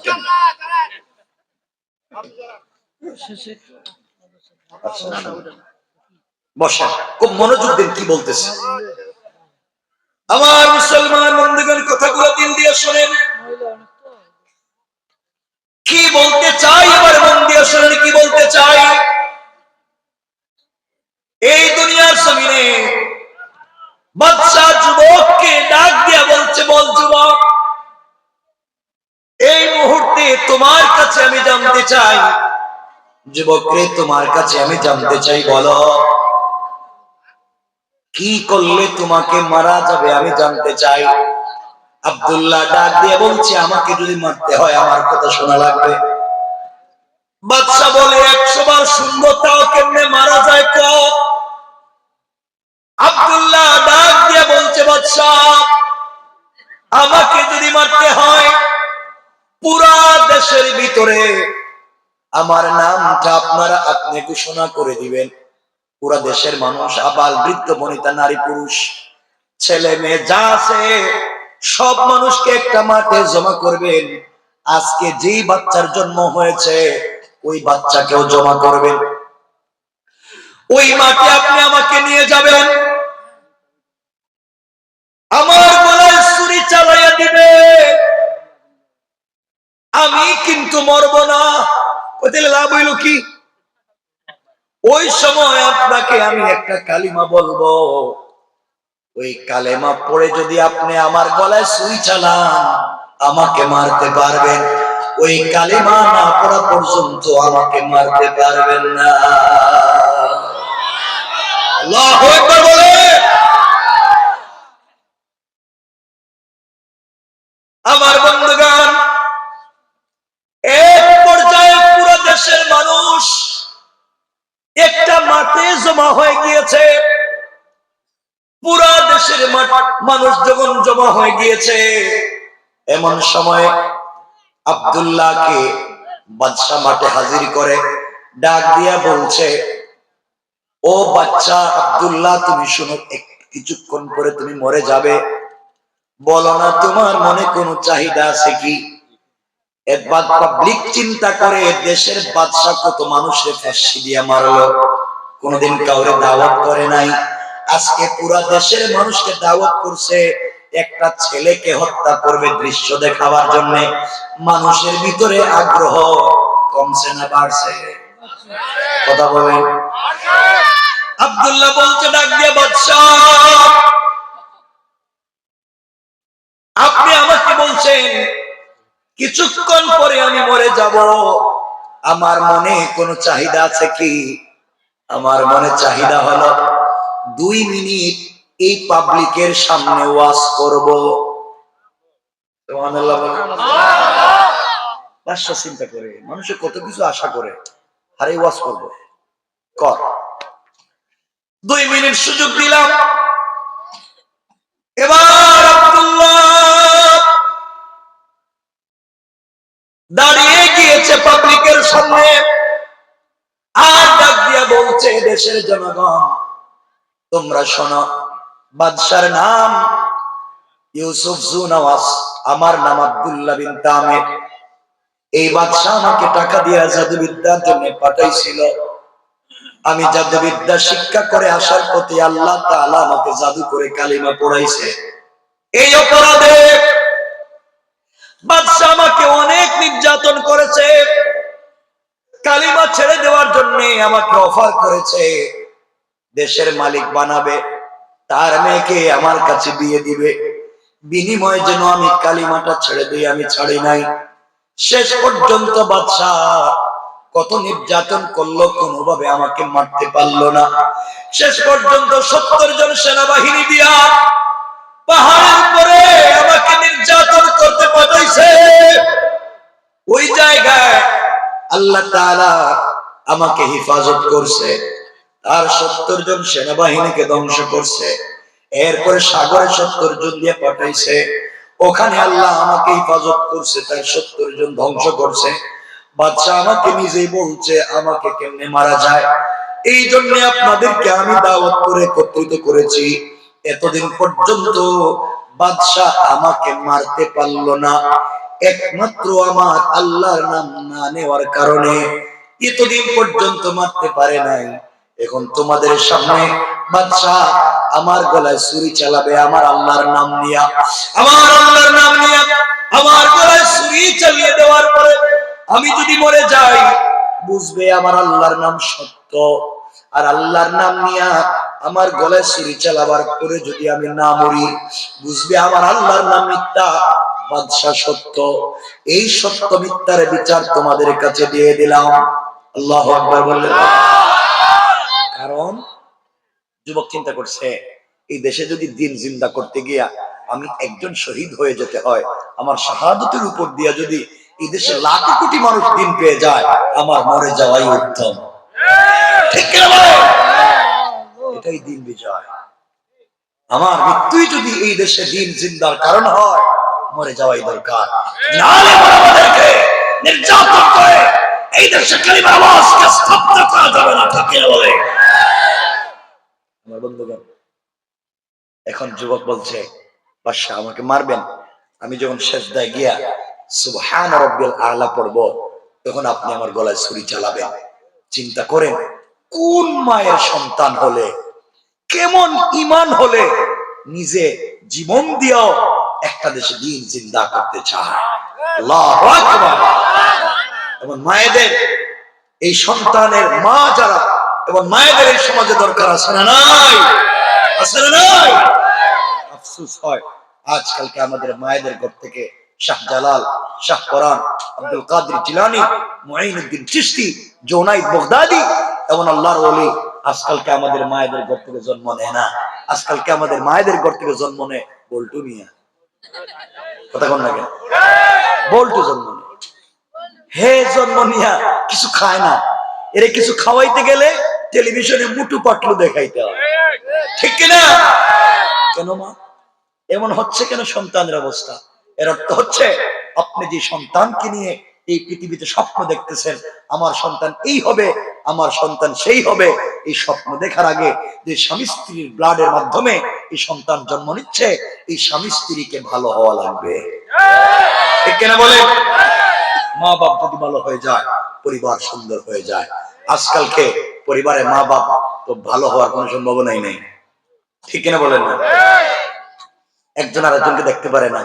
স্বামী স্ত্রী একই বিছানায় ঘুমায়, একই বিছানায় ঘুমায়, একজন পূর্ব দিকে মুখ দিয়া, একজন পশ্চিম দিকে মুখ দিয়া, কারোর সাথে কারো কানেকশন নাই, মধ্যখানে ব্যারিকেড দিয়ে কুল বালিশ দিয়া। কথা বলেন? কারোর সাথে কারো মিল নাই। আসে না নাই? পরিবারকে সুন্দর করা লাগবে, বলেন ইনশাআল্লাহ। বলেন ইনশাআল্লাহ। এজন্য আপনাদের দায়িত্ব আছে, আপনাদের পুরুষদের দায়িত্ব আছে। আপনার ঘরে একটা মেয়ে এসেছে, বাবার বাড়ি ছেড়ে দিয়া 20-30 বছরের সংসার, মা বাপ ভাই বোন সব ছেড়ে দিয়া নতুন একটা বাড়িতে তোমার হাত ধরে আসছে, তার সুখ দুঃখ ব্যথা বুঝতে হবে আপনাকে। কথা বলেন না কেন? কিন্তু আপনারা তো বুঝেন না, আপনারা তো স্ত্রীকে বুঝতে চান না, শুধু তারা দিয়ে কাজ করান। কথা বলেন না কেন? এই জন্য তার প্রতি একটু নরম দিল হবেন, আদর সোহাগ ভালোবাসা দিবেন ইনশাআল্লাহ। বলেন না? আমার রাসূল বিশ্বনবী রাসূল পাক সাল্লাল্লাহু আলাইহি ওয়াসাল্লাম আম্মা জান আয়েশাকে এত ভালোবাসতেন, নিজে কুলে করে ঘুম পড়াইয়া দিতেন। না সুবহানাল্লাহ, এটা বাদ দিয়ে দেন। সুবহানাল্লাহ। মহিলাদের ফক্কে যাইতেছে তো এখন এরা সুবহানাল্লাহ কয় না। আল্লাহর রাসূল আম্মা জান আয়েশাকে কুলে করে ঘুম পড়াইয়া দিতেন, এমনকি নিজে বিছানা ঠিক করে আয়েশাকে ঘুম পড়াইয়া মাঝে মাঝে নিজে আম্মা জান আয়েশার চুলে তেল দিয়া চুলগুলাকে চিরুনি দিয়া ছড়াইয়া নিজের হাতে চুলগুলা বেনি করে দিতেন। সুবহানাল্লাহ। মাঝে মাঝে রাসূল পাক সাল্লাল্লাহু আলাইহি ওয়াসাল্লাম আম্মা জান আয়েশাকে নিজের হাতে খাওয়াইয়া দিতেন। সুবহানাল্লাহ। কিন্তু আমি জানি না আপনারা খাওয়াইবেন কেন, হেডা কইবেন। আল্লাহর রাসূল আম্মা জান আয়েশাকে মুখে উঠে খাওয়াতেন, এই জন্য খাদিজাকে রাসূল খাওয়াতেন। আর রাসূল খাদিজাকে খাইয়েছেন, একজন আরেকজনকে খাইয়ে দিয়েছেন। তাদের ঘর থেকে জন্ম নিয়েছেন হযরতে ফাতেমা। আল্লাহু আকবার। আর আলী ফাতেমাকে খাইয়েছে, ফাতেমা আলীকে খাইয়ে দিয়েছেন। তাদের ঘর থেকে জন্ম নিয়েছেন হযরতে হাসান, হযরতে হুসাইন। আল্লাহু আকবার। কেমন সুন্দর পরিবার ছিল তাদের। এই জন্য মাঝে মাঝে ঘরে গেলে ভালোবেসে মোহাব্বত করে স্ত্রীরে খাওয়াবেন তো ইনশাআল্লাহ। আর কিছু কয় না। এ মুরব্বীরা আমার চেহারার দিকে তাকায় দিচ্ছে, এরা চিন্তা করতেছে 60 বছর গেছে বউরে খাওয়াইলাম না, আজকে যদি খাওয়াই তাহলে ফিরেইতে পারে আমারে। এই ঘটনা কি হঠাৎ করে মুরব্বী খাওয়াই করে? স্ত্রী নাই নাই মানে কি হয়েছে? মারা গেছে তো ভালো হয়েছে, গুরুস্থানে গিয়ে কাঁদবো। গুরুস্থানে গিয়ে কাঁদবেন, তুই মরলে কে রে? আপনারা তো চিন্তা আছেন বউ মোর তো আরেকটা বিয়ে করতেন, ঠিক কিনা? এটা ঠিক কইছে কেডারি? এত খারাপ হয়ে গেছে, ওরা তো বউরে মাইরা পড়ে দেখতেছি। এটাও তো ঠিক। ইন্নালিল্লাহ। এরা কি বউরা ওয়াজ শুনতেছেন গ্রাম থেকে? ফিরেই বাসকে মাঝে মাঝে খাওয়াইবেন তো ইনশাআল্লাহ। কথা কয় না ইনশাআল্লাহ। এই যে বাচ্চারা ইনশাআল্লাহ কইতেছে, এরা বিয়ে করতে আরো 30 বছর বাকি, মানে আগে থেকে রেডি, ভুল জায়গায় তো খাওয়ানো শুরু করে দিবে। খাওয়াবেন তো ইনশাআল্লাহ। বলেন ইনশাআল্লাহ। আপনাদের আওয়াজ আমার সুন্দর হইতেছে যে বিরলের মুসলমান যুবকেরা মনে বউরে মুখে উঠে খাওয়াইতে পারত না, ভালোবেসে খাওয়াবেন তো ইনশাআল্লাহ। আমার মনে হচ্ছে এই বিরলের যুবকেরা ভালোবেসে আদর করে মোহাব্বত করে নিজের স্ত্রীকে মুখে উঠাইয়া খাওয়াইতে পারবে না, এরা মুখে উঠাইয়া আদর করে ভালোবেসে খাওয়াইতে পারবে পাশের বাড়ির ভাবিরে, ঠিক কি না? ঠিক কইছে কেডারি? এরা কিটা বউরে খাওয়াইতো না তো ভাবিরে খাওয়াইতো। যে বউ তোমাদের ফিডাইবো না কি সালাম দিব না কিটা? আজকে বাসায় যাও, গিয়া দেখো না কি খবর হইছে। বিয়ে করছে একটারে তো খাওয়াইবো আরেকটারে। ওরে আল্লাহর শয়তান রে, ঢাকায় কই কি এরা? খাওয়াবেন তো ইনশাআল্লাহ। ভালোবাসা তৈরি করে দিবেন কে? আমার রাসূলের ঘরে ওয়াইড নাই, আলমারি নাই, এয়ার কুলার নাই, এয়ার কন্ডিশন নাই, টাইলস নাই, সিরামিক নাই, কিন্তু আমার রাসূলের ঘর প্রেম মোহাব্বত আর ভালোবাসায় ছিল ভরা। এই জন্য রাসূলের ঘরে আসতেন স্বয়ং জিবরাইল। আল্লাহু আকবার। আমার বন্ধুগণ কথাগুলো শুনেন।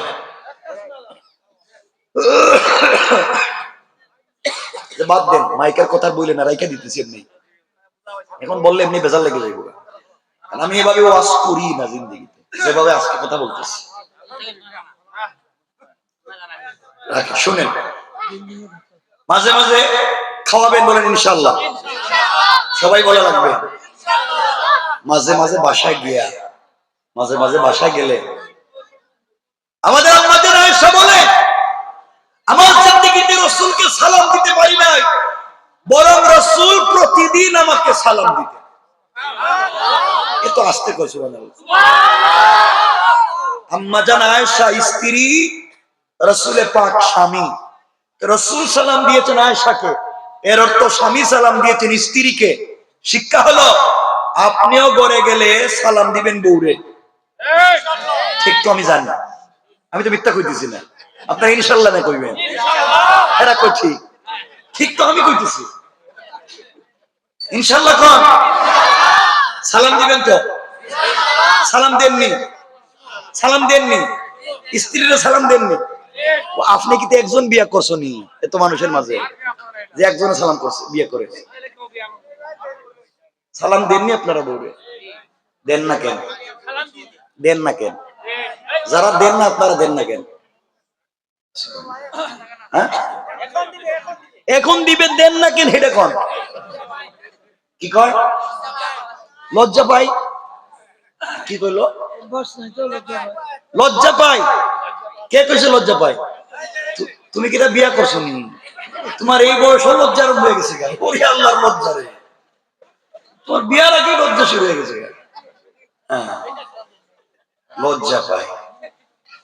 সালাম দিতে লজ্জা পাও, স্ত্রীর সালাম দিতে লজ্জা করে, আর স্ত্রী ফিডাইবার সময় লজ্জা কই যায়? কথা বল না কেন? ওই দিন একজন আমারে কইলো, বউরে ফিডাইতে ফিডাইতে মারতে মারতে বউরে কইতেছে তুই আমার আব্বা ক। বউ মায়ের খাইতে খাইতে পায়ে ধরে বলতেছে তুই আমার বাপ, এবার আমার ছেড়ে দে। বন্ধু বান্ধব এটা শিখে বলতেছে তোমরা আমার চিনুনি, আমি কেডা? আমি বউরে বাপ ডাকে ছেড়ে দিছি। শয়তান হয়তো আল্লাহরে জিজ্ঞাসা, আল্লাহ তুমি আমার শয়তান বানাইছিলে কেন? আমি তো জিন্দেগিতে বউরে বাপ ডাকি নাই। সালাম দিবেন বলেন ইনশাআল্লাহ? সবাই করেন ইনশাআল্লাহ। মুরব্বীরা চিন্তা করতেছে 70 বছর সালাম দিলাম না, আজকে যদি ঘরে গিয়ে সালাম দেই, বউ কইব বুড়া বাইরে কোন কাম ঘটাইছে, আর আমার এসে করে সালাম দিয়ে ভাব মারতেছে। সালাম দিবেন বলেন ইনশাআল্লাহ? সবাই বলেন ইনশাআল্লাহ।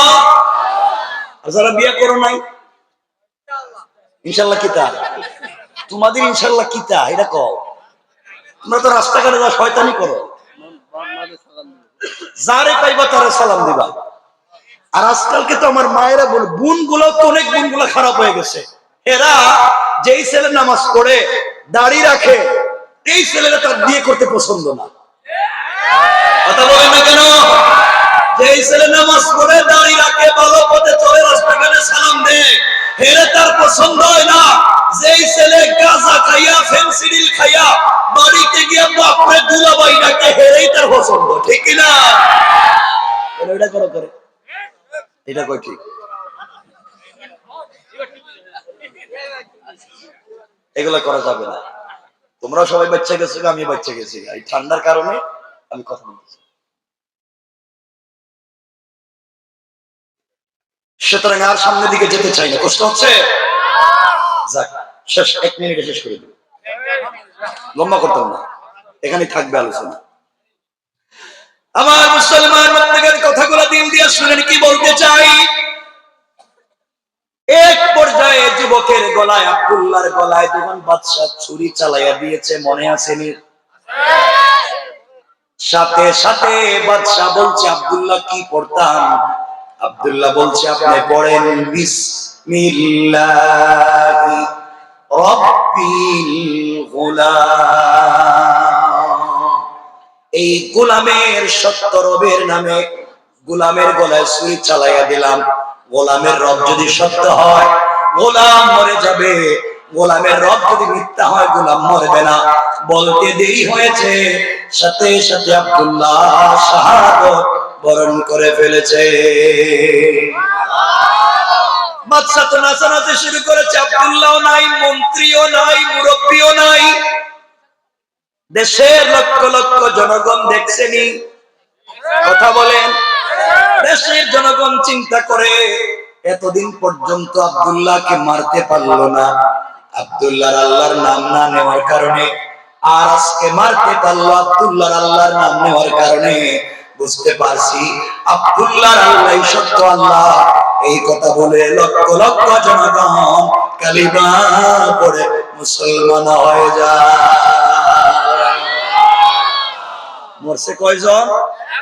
মুসলমান হয়েছে কয়জন? লক্ষ লক্ষ। বাদশার তো মাথা খারাপ। এই সময় বাদশা এই যারা মুসলমান হয়েছে তাদেরকে মারবার জন্য বড় বড় গর্ত খনন করে আগুন জ্বালাইয়া এই মুসলমানদেরকে হত্যা করবার নকশা তৈরি করেছে। এই কথাই আমার আল্লাহ আমার তেলাওয়াতকৃত আলোচ্য আয়াতে নিয়ে এসেছেন। রব বলেছেন কুতিলা আসহাবুল উখদুদ আন-নারি যাতিল ওয়াকুদ। যারা গর্ত খনন করলো তারা কারা? যারা আগুন জ্বালাইলো তারা কারা? যারা গর্তের পারে বসে তামসা দেখলো তারা কারা? এই আগুন মুসলমানদেরকে জ্বালাইতে পারলো কি পারলো না? বাচ্চারা জ্বালাইলো কি জ্বালাইলো না? বাচ্চার সেনাবাহিনী কেমনে মরলো? দেশের মুসলমান কেমনে জিন্দা হইলো? সব আজকে রাইখা দিল। আর সামনে যাইতাম না, মাত্র আয়াতে আইছি, এত কোন ওয়াজ করি এই জায়গা মতো আইলাম। সুতরাং আর সামনের দিকে যাওয়ার দরকার নেই, এখানেই থাক। গর্ত খনন হচ্ছে, আগুন জ্বালানো হচ্ছে। কুতিল আসহাবুল উখদুদ। আসহাবে উখদুদ কারা? আন-নারি যাতিল ওয়াকুদ। আগুন ধরাইছে কারা? ইদহুম আলাইহা কুউদ। ওখানে বৈশা বৈশা তামসা দেখছে কারা? এই জায়গা মতো আসলাম। এখন কারা কারা কারা লম্বা আলোচনা, জানি না আর না এই কাজ আর কইতে। সবাই হাত তুলেন, ওয়াশরুমের হাত তুলেন, সবাই সবাই পকেটে হাত রাখতে পারবেন না, হাত তুলো সবাই। ওয়াজ শুনতে চান? এই হাত দিছেন কে? আমাদের মালিক কে? আমাদের ইজ্জতের মালিক কে? আমাদের সম্পদের মালিক কে? আমাদের পকেটের মালিক কে? পকেটে হাত দেন, আল্লাহর পকেটে হাত দেন। টাকা পয়সা যা আছে বাইর করে দিয়ে দেন, যা আছে দিয়ে দেন, যা দাও দাও। মা বোনেরা আপনারাও বেশি করে দেন, আপনাদের পক্ষে ওয়াজ করলাম।